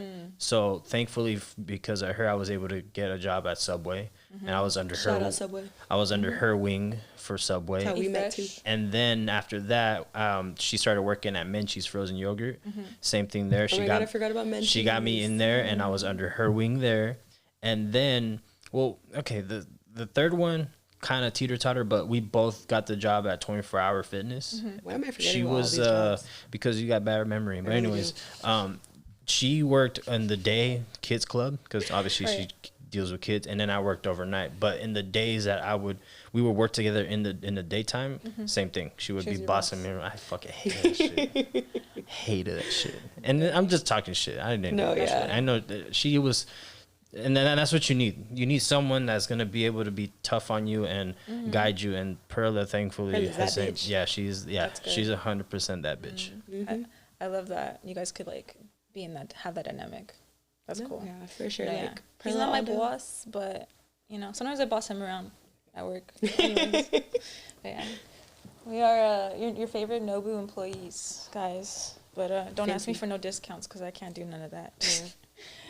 I wish we could. But yeah, it's been cool. The new job is definitely something that I'm getting used to. He kind of like started out from the very beginning. I'm happy I didn't have to go through all that, because it sounds like they had to it sounded like they had to sit in a classroom for like 2 months and just listen to people. Oh, was it like a newer location? Just because all the training, it's a new resort, it's a new restaurant inside the resort. Oh, so everything's new. Everything's brand new. Okay. The property used to be, as much as I can tell you, it used to be someone's house, and now really? Now, but it's like 2.5 acres of land. It's huge. So that's that. But it's great. It's different from what I'm used to. I'm used to like fast-paced restaurant. So my first week there, I was like, dude, I miss my old job. Like, fuck this job with benefits and all this extra. But I was like, wait, but they gave Abe a Lululemon jacket, so I'm going to stay a little longer. I'm still waiting on the jacket. You're like, let me get that Lululemon jacket. For real. He came home with the Lululemon jacket and goes, I feel like a bad bitch. It's like the BBL jacket, like the men's version. Oh my God, I know which one. So, Did you tweet that? Because I could have sworn I saw that somewhere. No, dude. He's been cracking me up with the bad bitch jokes. I've never put makeup on Abe before in our whole relationship, but I was like, let me put some lip liner on you. I was just curious. So I did it, put some fancy lip gloss on him, and I was like, there's no way. I told him, look in the mirror, and he's all, I feel like a bad bitch. It was so funny. He didn't want to take it off. I was like, no, it just got to come off right now. I'm getting too cocky. You're like, nah, you're looking prettier than me. This ain't going to work. I do want to do a full face, like carve out the beard. Bro, that's the content right there. There you go. I know. Bro, that'd be funny as fuck. I know, right? Like, you should do it while you're high, though. Oh, I know. I just feel like high content's funny. Hell yeah, it's hilarious. Bro, I'm so excited for you, because I know your content would be fire as fuck. I know. But, like, I need to honestly take a tea break. I don't know if it's going to happen anytime soon, but it definitely needs to happen. you know, oh man, I can't remember last time I took a break. Probably like a year ago. It's been a while. I would take like a no drink, like no alcohol kind of thing, but I already like don't. Dude, I'm such a cheap date now. I don't know. I would like to drink more and hang more. No, it's okay. 2 beers, I'm done. Like, it's okay. Honestly, it's for the best. Yeah, save money, live better, I guess. I'm gonna probably take that break once the new year starts. Yeah. I usually try to take a break every now and then. It's good. Hey, your last break, I just remember getting lit like the day that break ended. Wasn't it at midnight? No, literally at midnight. It worked out because I was at the club when it hit midnight. So I was like, let's go. Oh my god. Bro, I got so drunk. So like, how much did you drink before you felt it? No, literally, because it started out with a shot and then a mixed drink, and the mixed drink was a double. Took that shot, took a few sips of that drink, and I was like, oh shit, I'm buzzing already. You know, it only been like 10 minutes. Oh, that was quick. quick. Yeah, that's me now. Oh man, but yeah, I definitely want to make more content. Hopefully with you too. Want to come on the podcast more, get more comfortable from this camera. See, like usually it's sometimes with some people like that come on here, I'm like, I lose focus really fast, and like my ADHD kicks in, and then I'm like, fuck, I forgot what I was gonna say. But with you, it's like very natural. Two Geminis. Just we can jump topics back and forth all day long. That's how I follow things. Sometimes people apologize for that, and I'm like, no, it's fine. I'm following it perfectly. It actually works better out in my brain if you do that way. But yeah, it's the same for you though, because I could talk to you. It's just chill. Because I was like, what are we gonna actually talk about when we come on here? And I was like, I want it to feel natural. I don't want it to feel like, I want it to be organic. That's kind of what I want to do with this in general. Like, I want everything to be as organic as it can be. So even those times where, like, I get stuck and, like, I lose focus, you're going to see it. And you just know that it's, like, very authentic and very real. And that's all I really want out of all of this, I feel like someone can take a little something out of every episode, even if it's something really stupid. Like, even, like, the one I did a Truth or Drink with Nancy. We were just fucking around, but at the same time, like, we spit some facts and we had a good time. That's all that matters. That one, and then the one with Danny. Oh my gosh, I was cleaning, I was like mopping at work, and I was listening to the one with Danny, and I was like, guests are just leaving. I'm like, bye, have a good night, cracking up like under my breath. Like, that one was so funny. That one had me dying. Oh, I love it. But yeah, once you start getting that content going, I'm gonna be on your ass. I'm gonna be like, so how's it going? I found out that my hobby is shopping, so I'm gonna just have to find a way to make it work. So that's. But you dress very well. Like, fashion would definitely work for you. Whenever I look at your outfits, I'm like, wow, she looks so damn cute. I'm trying my best. Thank you. I appreciate it. That's my favorite compliment. These days. I went to like a work orientation, and they were like, "Say something about yourself," and everyone was like, "I'm a dad," or "I snowboard," or "I have a black belt," and I'm like, "Fuck," thinking like, what am I gonna say? Like, what am I gonna do? I was like, well, something interesting about myself. I'm funny and I like to shop. And everyone cracked up. So it worked out. I was like, thank you guys. I was like, what if they don't laugh? I mean. Like, I would love for more people to get to know you, because you literally have such a great personality. You and Abe. You guys are always so funny. I love, bro, you two are two people that I hype up to anybody. I'm like, if you meet them, like, your guys' energy, amazing. We love you guys. No, we were so happy to come on here and see you, because like, we never really get the chance to spend time with you guys as much as we used to. Life gets busy. Adulting's no fun. We're all doing our thing, make things happen. But I'm happy when we do have time to share with each other. So I'm happy we made the time to come out here, for sure. Because it's been long overdue. I remember, I don't know, we used to see each other at events all the time, because I'd be mobbing it out here all the time. But right now I'm just like, I'm trying to stack as much as I can. As you should. Then the plan is to move back out this way if we can, so we're just not too sure yet. So, but it's expensive, so I feel it. It's expensive, but it's just we're all our friends and like where everything happens, So that would just be the only convenience. And then his family's out here too, no? I would miss my family too, but I've been like, I'm always so gone so much. I don't really see him too much anyway. So it's kind of like, I'm like, whatever. But the desert is like up and coming. Like, things are being built. Like, we just had a new hockey arena being built there. Oh shit! And really? they're gonna have concerts there. Like, Paramore's gonna play there. Oh, what? I really want to go. They're having, I forget the other artists that are playing, but they're having like comedy nights there and everything. That's lit. Yeah. And now I know. I looked over at you. I was like, I know you'd be down for that shit. It's gotta be a good comedian though, cause I I don't know. I'm a twisted person, so I like fucked up comedy. So like I fuck with like Andrew Schultz. Is it Dave Chappelle?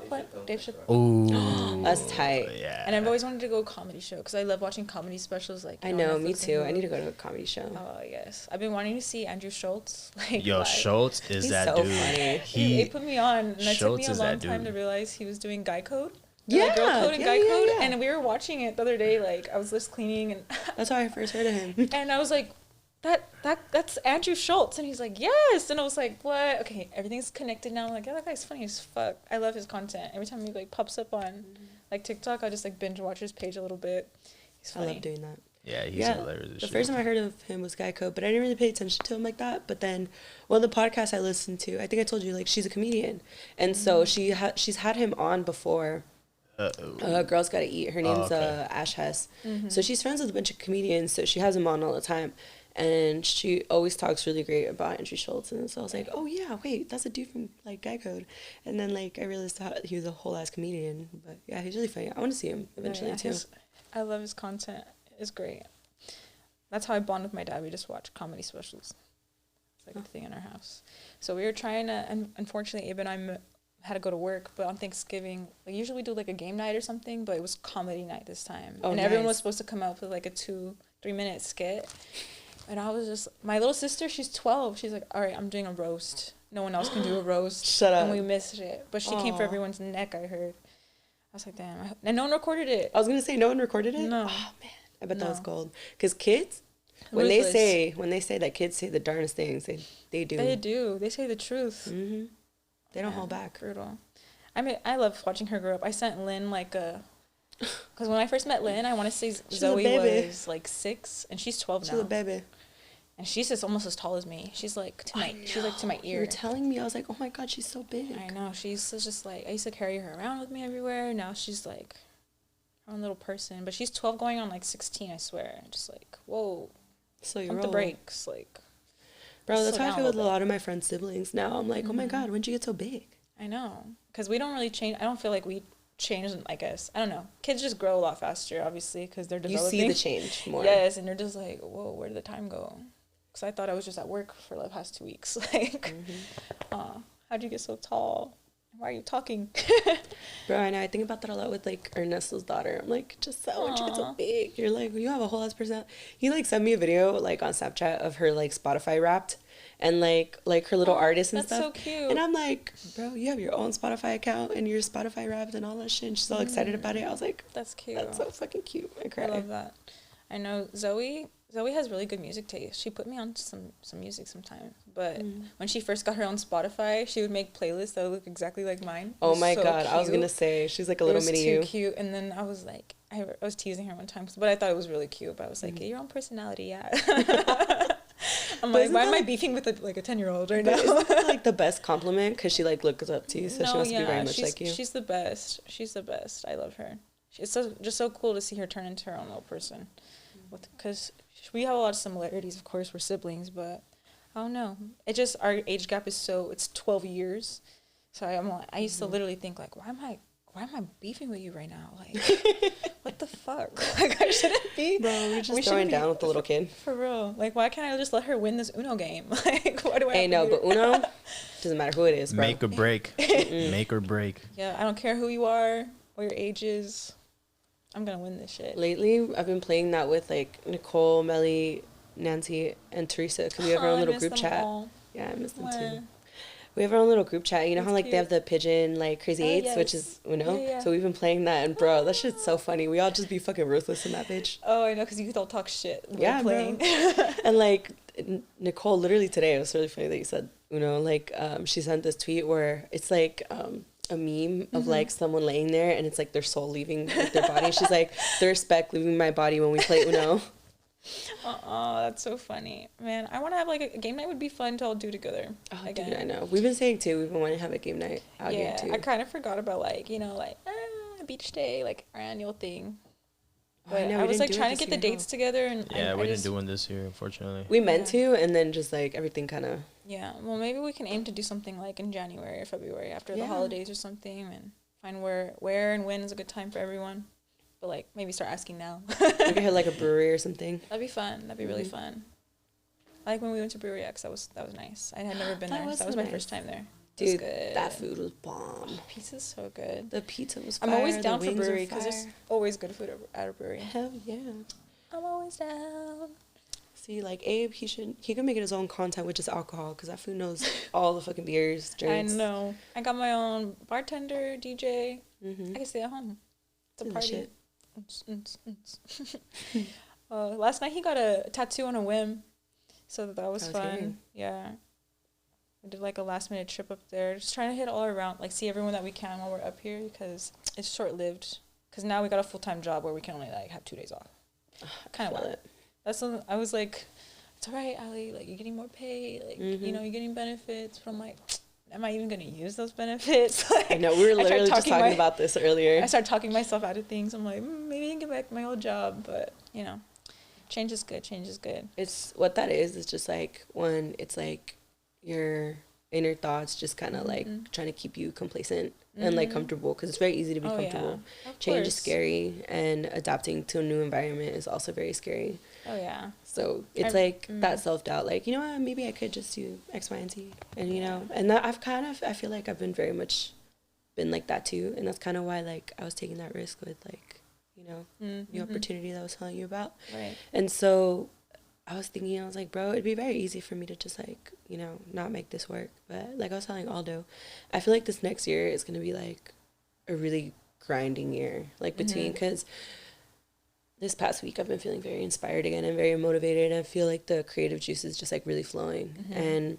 I don't want to stop that. Like I want to keep that going keep the momentum going. So like all I want to do like this next year is just work and then grow this as much as I can. And like I told you, you can like we can just use that to fund our other creative outlets and like things that we really want to do, and that's really the ultimate goal. Because I mean, the way I see it, yeah, you're gonna be sacrificing more time at like a job that's full time, but there's actually a lot of that you can benefit from that if you do it wisely. So I'm excited for you because I'm like, you know, at first I was like, oh, I don't want to do this. Like I just want to be 17 years old again and no responsibility. The easy life before we even knew there was the easy life. I know. Who wanted to grow up so fast? For real. When like one bad thing will go wrong, we think the world's over. And now I'm like, oh yeah, I got like $3 in my bank account, but that's fine. I'll figure it out. Like, you know, adult perspective changes everything. And I like to call myself a 6-year-old adult. Oh, I know. Because I'm really only 6. So this TikTok put that into perspective for me because she was saying how she was talking to her therapist, and she's just like, you know, I don't feel like an adult. Like sometimes I still feel like I'm still a kid because like I'm like almost 30 and I still feel like I need to get my shit together and like I just feel like a kid still. And she's like, well, because obviously she knows like her trauma and stuff because they've been in therapy for a minute. She's like, well, a lot of that has to do with the fact that you had to grow up really fast. So since you grew up really fast, you became an adult really fast. So you've already been an adult. Right. It's just what it was is that you missed out on being a kid. So now you're just like you've been an adult, and now you're just trying to get back with your inner child. And I'm like, damn, that's crazy. So I've been an adult since I was like. Wow. And she read thousands of us to filth. Great. Trauma. Let's unpack that. Gotta love trauma. Trauma shapes a lot of what we are, unfortunately, but it's up to us to like unlearn all that shit.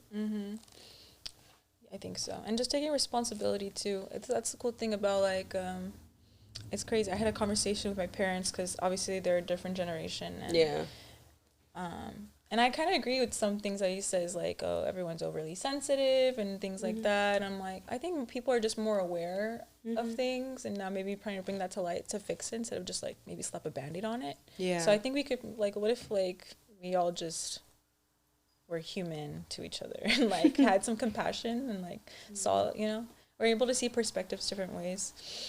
But I don't know. It's definitely like, you know, mental health is more talked about. It's more like on the surface now, and that doesn't make everyone comfortable with it being talked about though, just because it's more common. So yeah, for the older generation, it's like it's sometimes hard because like they weren't able, or they didn't have the safe space to be able to unpack all that stuff. You know, like especially like men's mental health, especially too, like women too. We always be going through a lot, but I feel like it's a little bit more acceptable for us to like unpack that and like be more sensitive and like get in touch with that, because obviously like we are more sensitive, and that's not a bad thing either. But with like men, like especially like past generations, it's very much like, oh, you know, men don't cry, like suck it up, like be a man. I hate that because it makes, not speaking for everyone, of course, but it makes a lot of people, men and women alike, just like bottle it up, and then it creates other issues, you know, down the line, and I don't know. So I think it's a good thing that it's being brought to light and that we can talk about it more, and just it's not as taboo to talk about anymore, because I feel like people used to be like, we don't talk about that here. Like we got shit to do. Especially being Latino, like a lot of shit gets like swept under the rug, and like, no, we don't talk about that, or like no, like we only talk about that at home, or like don't speak about that like to the family, and like this and that. Things get thrown under the rug a I know. lot. But that's cool. We are our own people, and we can change that for, you know, if we choose to have our future families. But even just creating that common culture amongst ourselves makes a difference for sure. Because you can choose your family too, like, you know, your friends are your family. That's a cool thing. Like, if you feel like you don't have your blood family isn't really there, doesn't understand you, the cool thing is that your friends do become family, and you can always create that kind of community with them. I know, and like, you know, like my family situation is very odd. It's not like your typical family situation, especially being Latino. I'm not super close with a lot of my family. So I've definitely built my own village, and I'm very proud of the village that I've built and continue to nurture and care for, you know. Obviously, you're included. Oh, thank you, too. I think it's kind of cool, though. I feel like it almost feels more special when you handpick them. Yeah. I don't know. Not to say blood family's not important to you. No, yeah. I don't know. Sometimes you just have, like, your circle, and you can be comfortable with it and, like, satisfied with it. It doesn't need to include a lot of people either. It could really just be, like, a handful of those that you can be yourself with. Like you said, the safe space. The safe space that you create with them. So, for next year, what can we see? For sure. I know you've already said it, but like fashion content for sure. You know, it does cost money, so I'm gonna just try to do that smart and invest in pieces that are timeless, and kind of investing more money into maybe more accessories, I think, and like outerwear.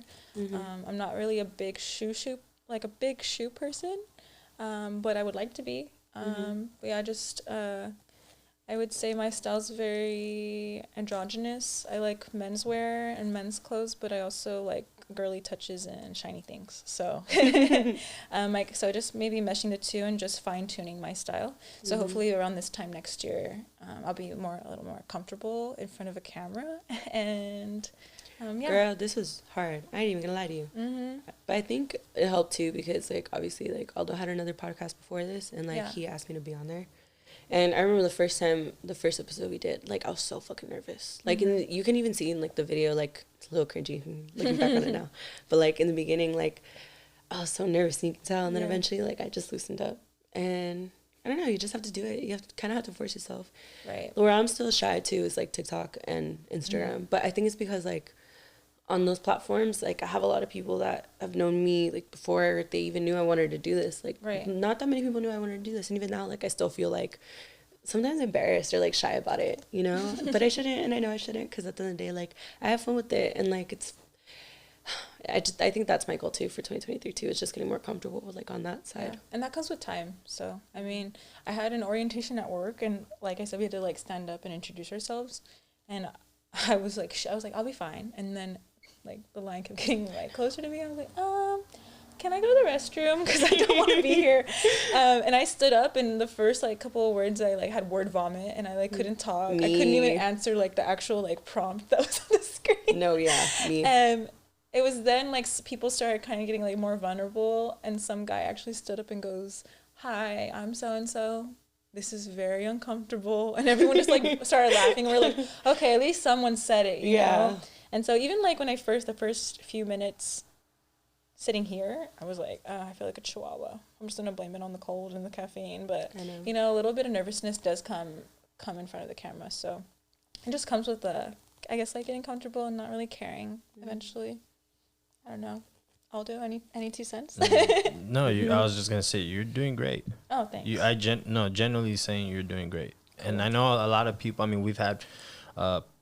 couple podcasts ago, we've had a Zemix on here, and he himself was saying, "Oh, I'm kind of nervous." And I'm like, "Don't be nervous.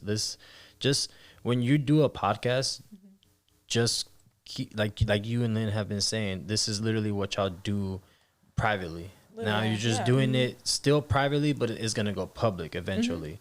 But just act normal, be yourself, and you've been doing nothing but that. And that's all you got to do, and that's all you got to continue to do. We're already at what, 2 hours? We're at 140. I think it's like almost my longest. I think Eddie was my longest too. But that's because like the people that I'm very much comfortable with, where I know I can talk all this much too. It's like with you guys for sure. Oh yeah, I never really run out of things to talk about, and you already know I'm like very much not the friend that I'm in your phone message, like I'm in your messages all the time.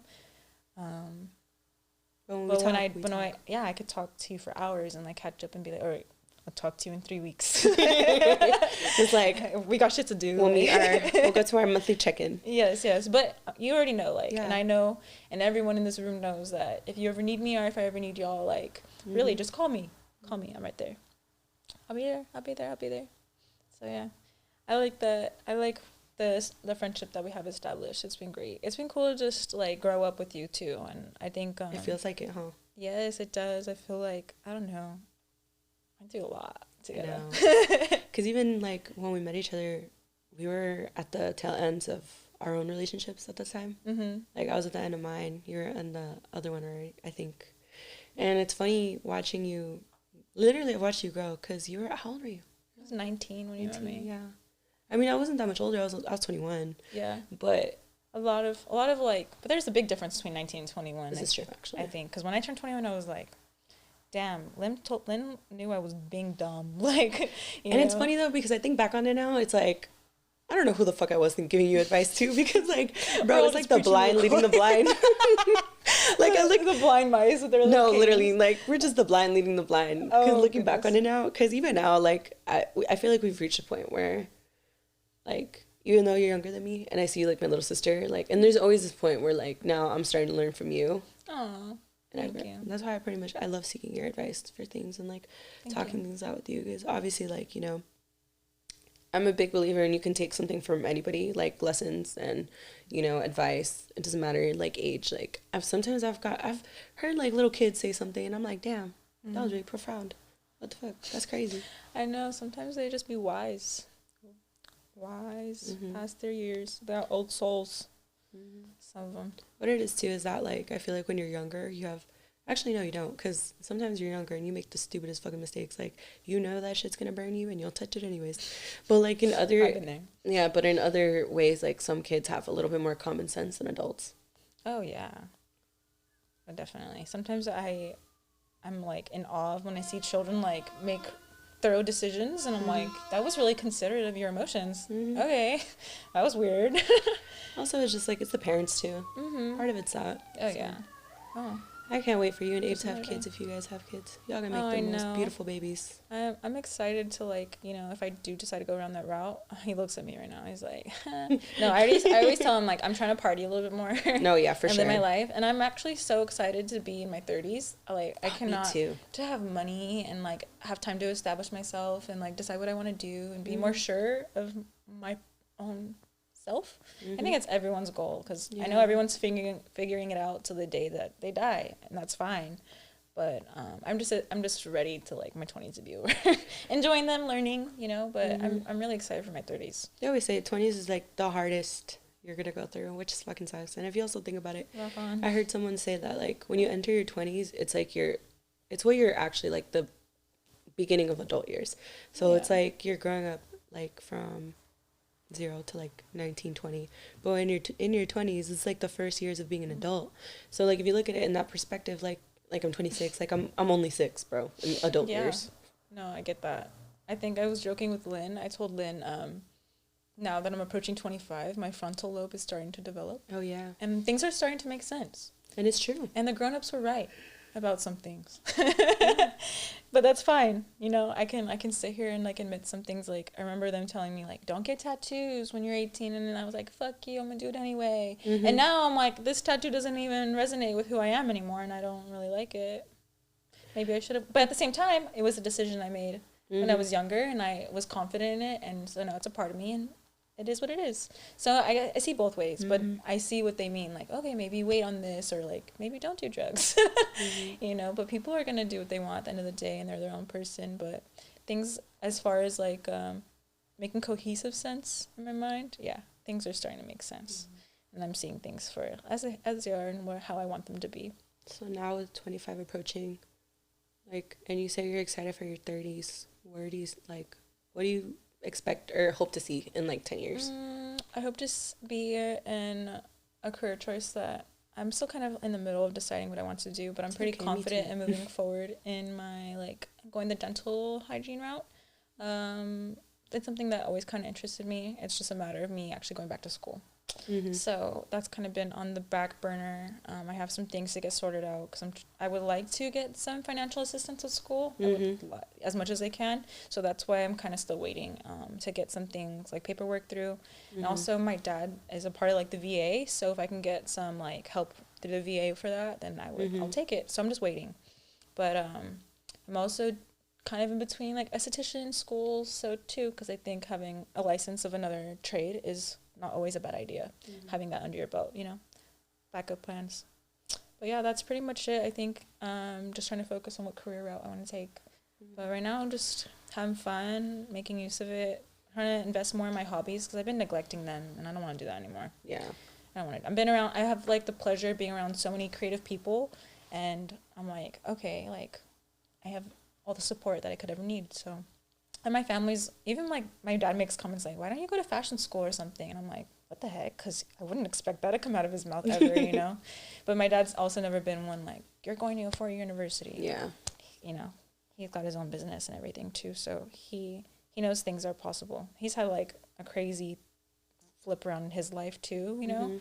So I don't know how a gangster becomes an insurance broker, but he made it happen. So, you know, anything is possible in this life. Anything is possible. Anything is possible. Anything is possible. So, but yeah, I'm just trying. I wish it was like, okay, well, I'll say this. When I was really young, when I was about 14, and my uncle had asked me, okay, what do you want to do? What do you want to be? And I was like, I want to be a photographer. And they kind of like shut that down almost immediately. They're like, that doesn't really pay the bills. That's like a hobby. And I was like, okay, well, what if I wanted to be an astronaut, or like, what if I wanted to like be this or that, you know? So that was like immediately shut down. So anything creative, I just already associated that with maybe not guaranteed success. Yeah. And that's just like a risk people take, you know? And I admire that, like people who go to fashion school or like film school, because they are taking a different risk, you know? It's not like going to school like to be a nurse or, you know, but that's a whole different route in itself. So, but yeah. It's crazy though, because I was thinking about this yesterday too. Like I said, like this week I've been feeling very inspired and motivated again and very creative. And it's always hard, or not hard, but it's just so odd to me thinking of myself as a creative, but I guess I technically am a creative, like with all this stuff, and it's all very new to me because growing up, I never thought I was a creative person. Like, there were stuff that I, like, was interested in as a kid that, like, obviously had a creative route, but I was just, like, I think because growing up, like, when you think of a creative or an artist, it's, like, a little bit more traditional in the sense, like, oh, like, a singer or someone who paints or someone who takes pictures or stuff like that. Yeah. And also just in recent years that it's popped off, like, all this social media stuff and, like, having people who create content and people who want to consume that. And, like, and it's crazy when you think about it, how, like, all this shit used to not be a thing. Like, growing up. So that's why, I think that's also why, like, growing up, like, it's hard for you to really think about, like, oh, what do you want to be when you grow up? Because, like, the job might not even be real anymore or yet. Right. And, like, some jobs that people had before, like, they don't even exist now. And so it's like, that's the thing with time and, like, the way that we evolve and, like, technology continues to evolve. You never know. Technology takes over a lot of jobs too, as well as it evolves. So I don't know. And there's people, even I know a handful of people, they do go to school for degrees and they're unable to land a job in a field that they went to school for. So like, I know we were talking about, like, recently how a friend of ours, he graduated, I think, last year, and he has a business degree, and he hasn't been able to do shit with it. And so now he went and he got his license to be a trucker. And it's like, there are people out here with whole ass degrees who can't find ways to use it, and that shit sucks. That's why I don't knock school, because there's times where I even think about, like, oh, maybe I'll go back and, like, take a couple classes.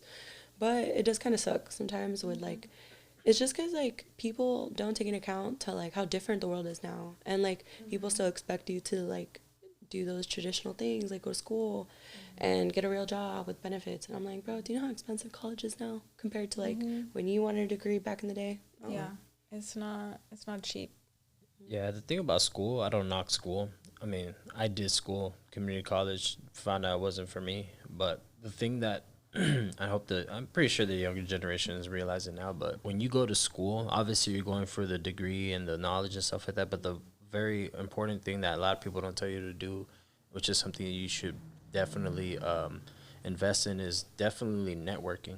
Oh, yeah. Just meeting tons of people. I mean, the college atmosphere is already good, especially depending on what college you go to, but it's very diverse as it is. So just throw yourself out there, meet new people, build those connections, because then outside of school, yeah, you have a degree, but say that degree doesn't get you anywhere, at least you could fall back and reconnect with certain people that you met through the college experience, and they might get you in it somewhere. Yeah, you know, it's the same thing with the idea of joining a fraternity or sorority. They do those things because those same houses are able to get you connected into certain areas and stuff like that. So I see. That's why they do it. I was like, yeah, that kind of freaks me out a little bit. That's part of the reason, but that's part of the reason. Yeah, but it's funny because I was telling that to Eddie because he's really good at that. Like, he's really good at talking to people and, like, being cool. And I have intentionally done that as well because, like, all the people that I've become connected with and, like, all these people, even the people who come on here, like, even Demix and Eddie, the only reason I met them, again, is through the internet, which is also fucking crazy. But, like, you know, and then even when, like, I worked with Sav for a little while, I never thought in the world that I would be working with Fight Club and that he'd even want me to be there in that corner. And then, like, even times where, like, they've taken me places and I met all these people and they're like, oh, yeah, I've heard of you. Like, hi, nice to meet you. And it's, like, all these connections I make without even trying, you know? And it's, like, but if you think about it, that's technically networking. It really is. It's all about really who you know these days because, I mean, the club might be full, but I know the bouncers, so things like that, you know? It's good to get your foot in the door, like I said, through anything. Networking's everything. Abe's really good at that. I am not. There was a time I don't remember where we were at, exactly what, I think it was at Academy maybe. We were there I remember this. We were at a show, and he just started introducing himself and, like, sharing, like, links and everything. And made some really cool friends and, like, you know, really cool people that we met along the way. So it's really cool to just see where it actually takes you. I'm not good at that. I could get better at that. I think that comes with, like, wanting to make an effort. But I see, like, people who, like, are wanting to expand their craft and, like, you know, share it with a bigger audience, like, definitely, of course. But it's good to just have established friendships with people because friends like to help friends at the end of the day. See, I'm very much that person, and I talk about this all the time with fucking Eddie and Eric. We're the type of people who are like, bro, I don't care if, like, you know, even if it's in a small way, like, I'll do my best to help you as best as I can with any type of way that I can. Like, even if it's just, like, reposting something or, like, sharing something. Like, they always say, like, it's all about the people who will speak your name in rooms that you're not even in. And I really believe that. I'm very much the type of person where, like, if I win, you're winning too. Like, all the people that are close to me, like, if I go up, we all go up. And everybody eats. And, like, obviously, like, I don't expect that from, like, everyone else because, again, not everyone's like that. And that's okay. Like, just I'm that type of person where, like, no matter what, like, if I'm winning, we're all winning. And I want everyone to succeed, no matter what. Bring them up with you. I get that. And I love that. You can see that's evident in you. Because you always, like, I always see you tagging people. Even you tag them, like, things, too. Like, just, and, like, Mariah and things like that. Even if it's just random, like, oh, tag 3 people under this. Or, like, share this. Like, try out for this. So, it's good to see the support. Because it never goes unnoticed. It never ever does. So, we appreciate you. I appreciate you guys, too. I have a lot of love for you, too. Big hugs, big ups. I think that's a nice place to end it because it's been a minute. It was a long one. Yeah, it really was. But honestly, it was so much fun. And this is very much like a really example of like how her and I just go back and forth all the time. And I love you. I love you too. Now I'll tell everyone where to find you and everyone go follow her. Or don't. You should. I don't know yet. We'll see. As I post more, maybe I will. Okay. It's okay. Once you like start, you can come back here and then we could promote all your shit. I love that. Yeah, when I get my account where I like it, then maybe we'll make it public again. Well, thank you for coming through. Thank you for having me. And everybody, you already know, follow, like, subscribe. share, comment, all the things. And I love you guys. Hope you have a really great day. Happy Friday. And that was Ali Carrillo and Lynn Lopez, ladies and gentlemen. Out.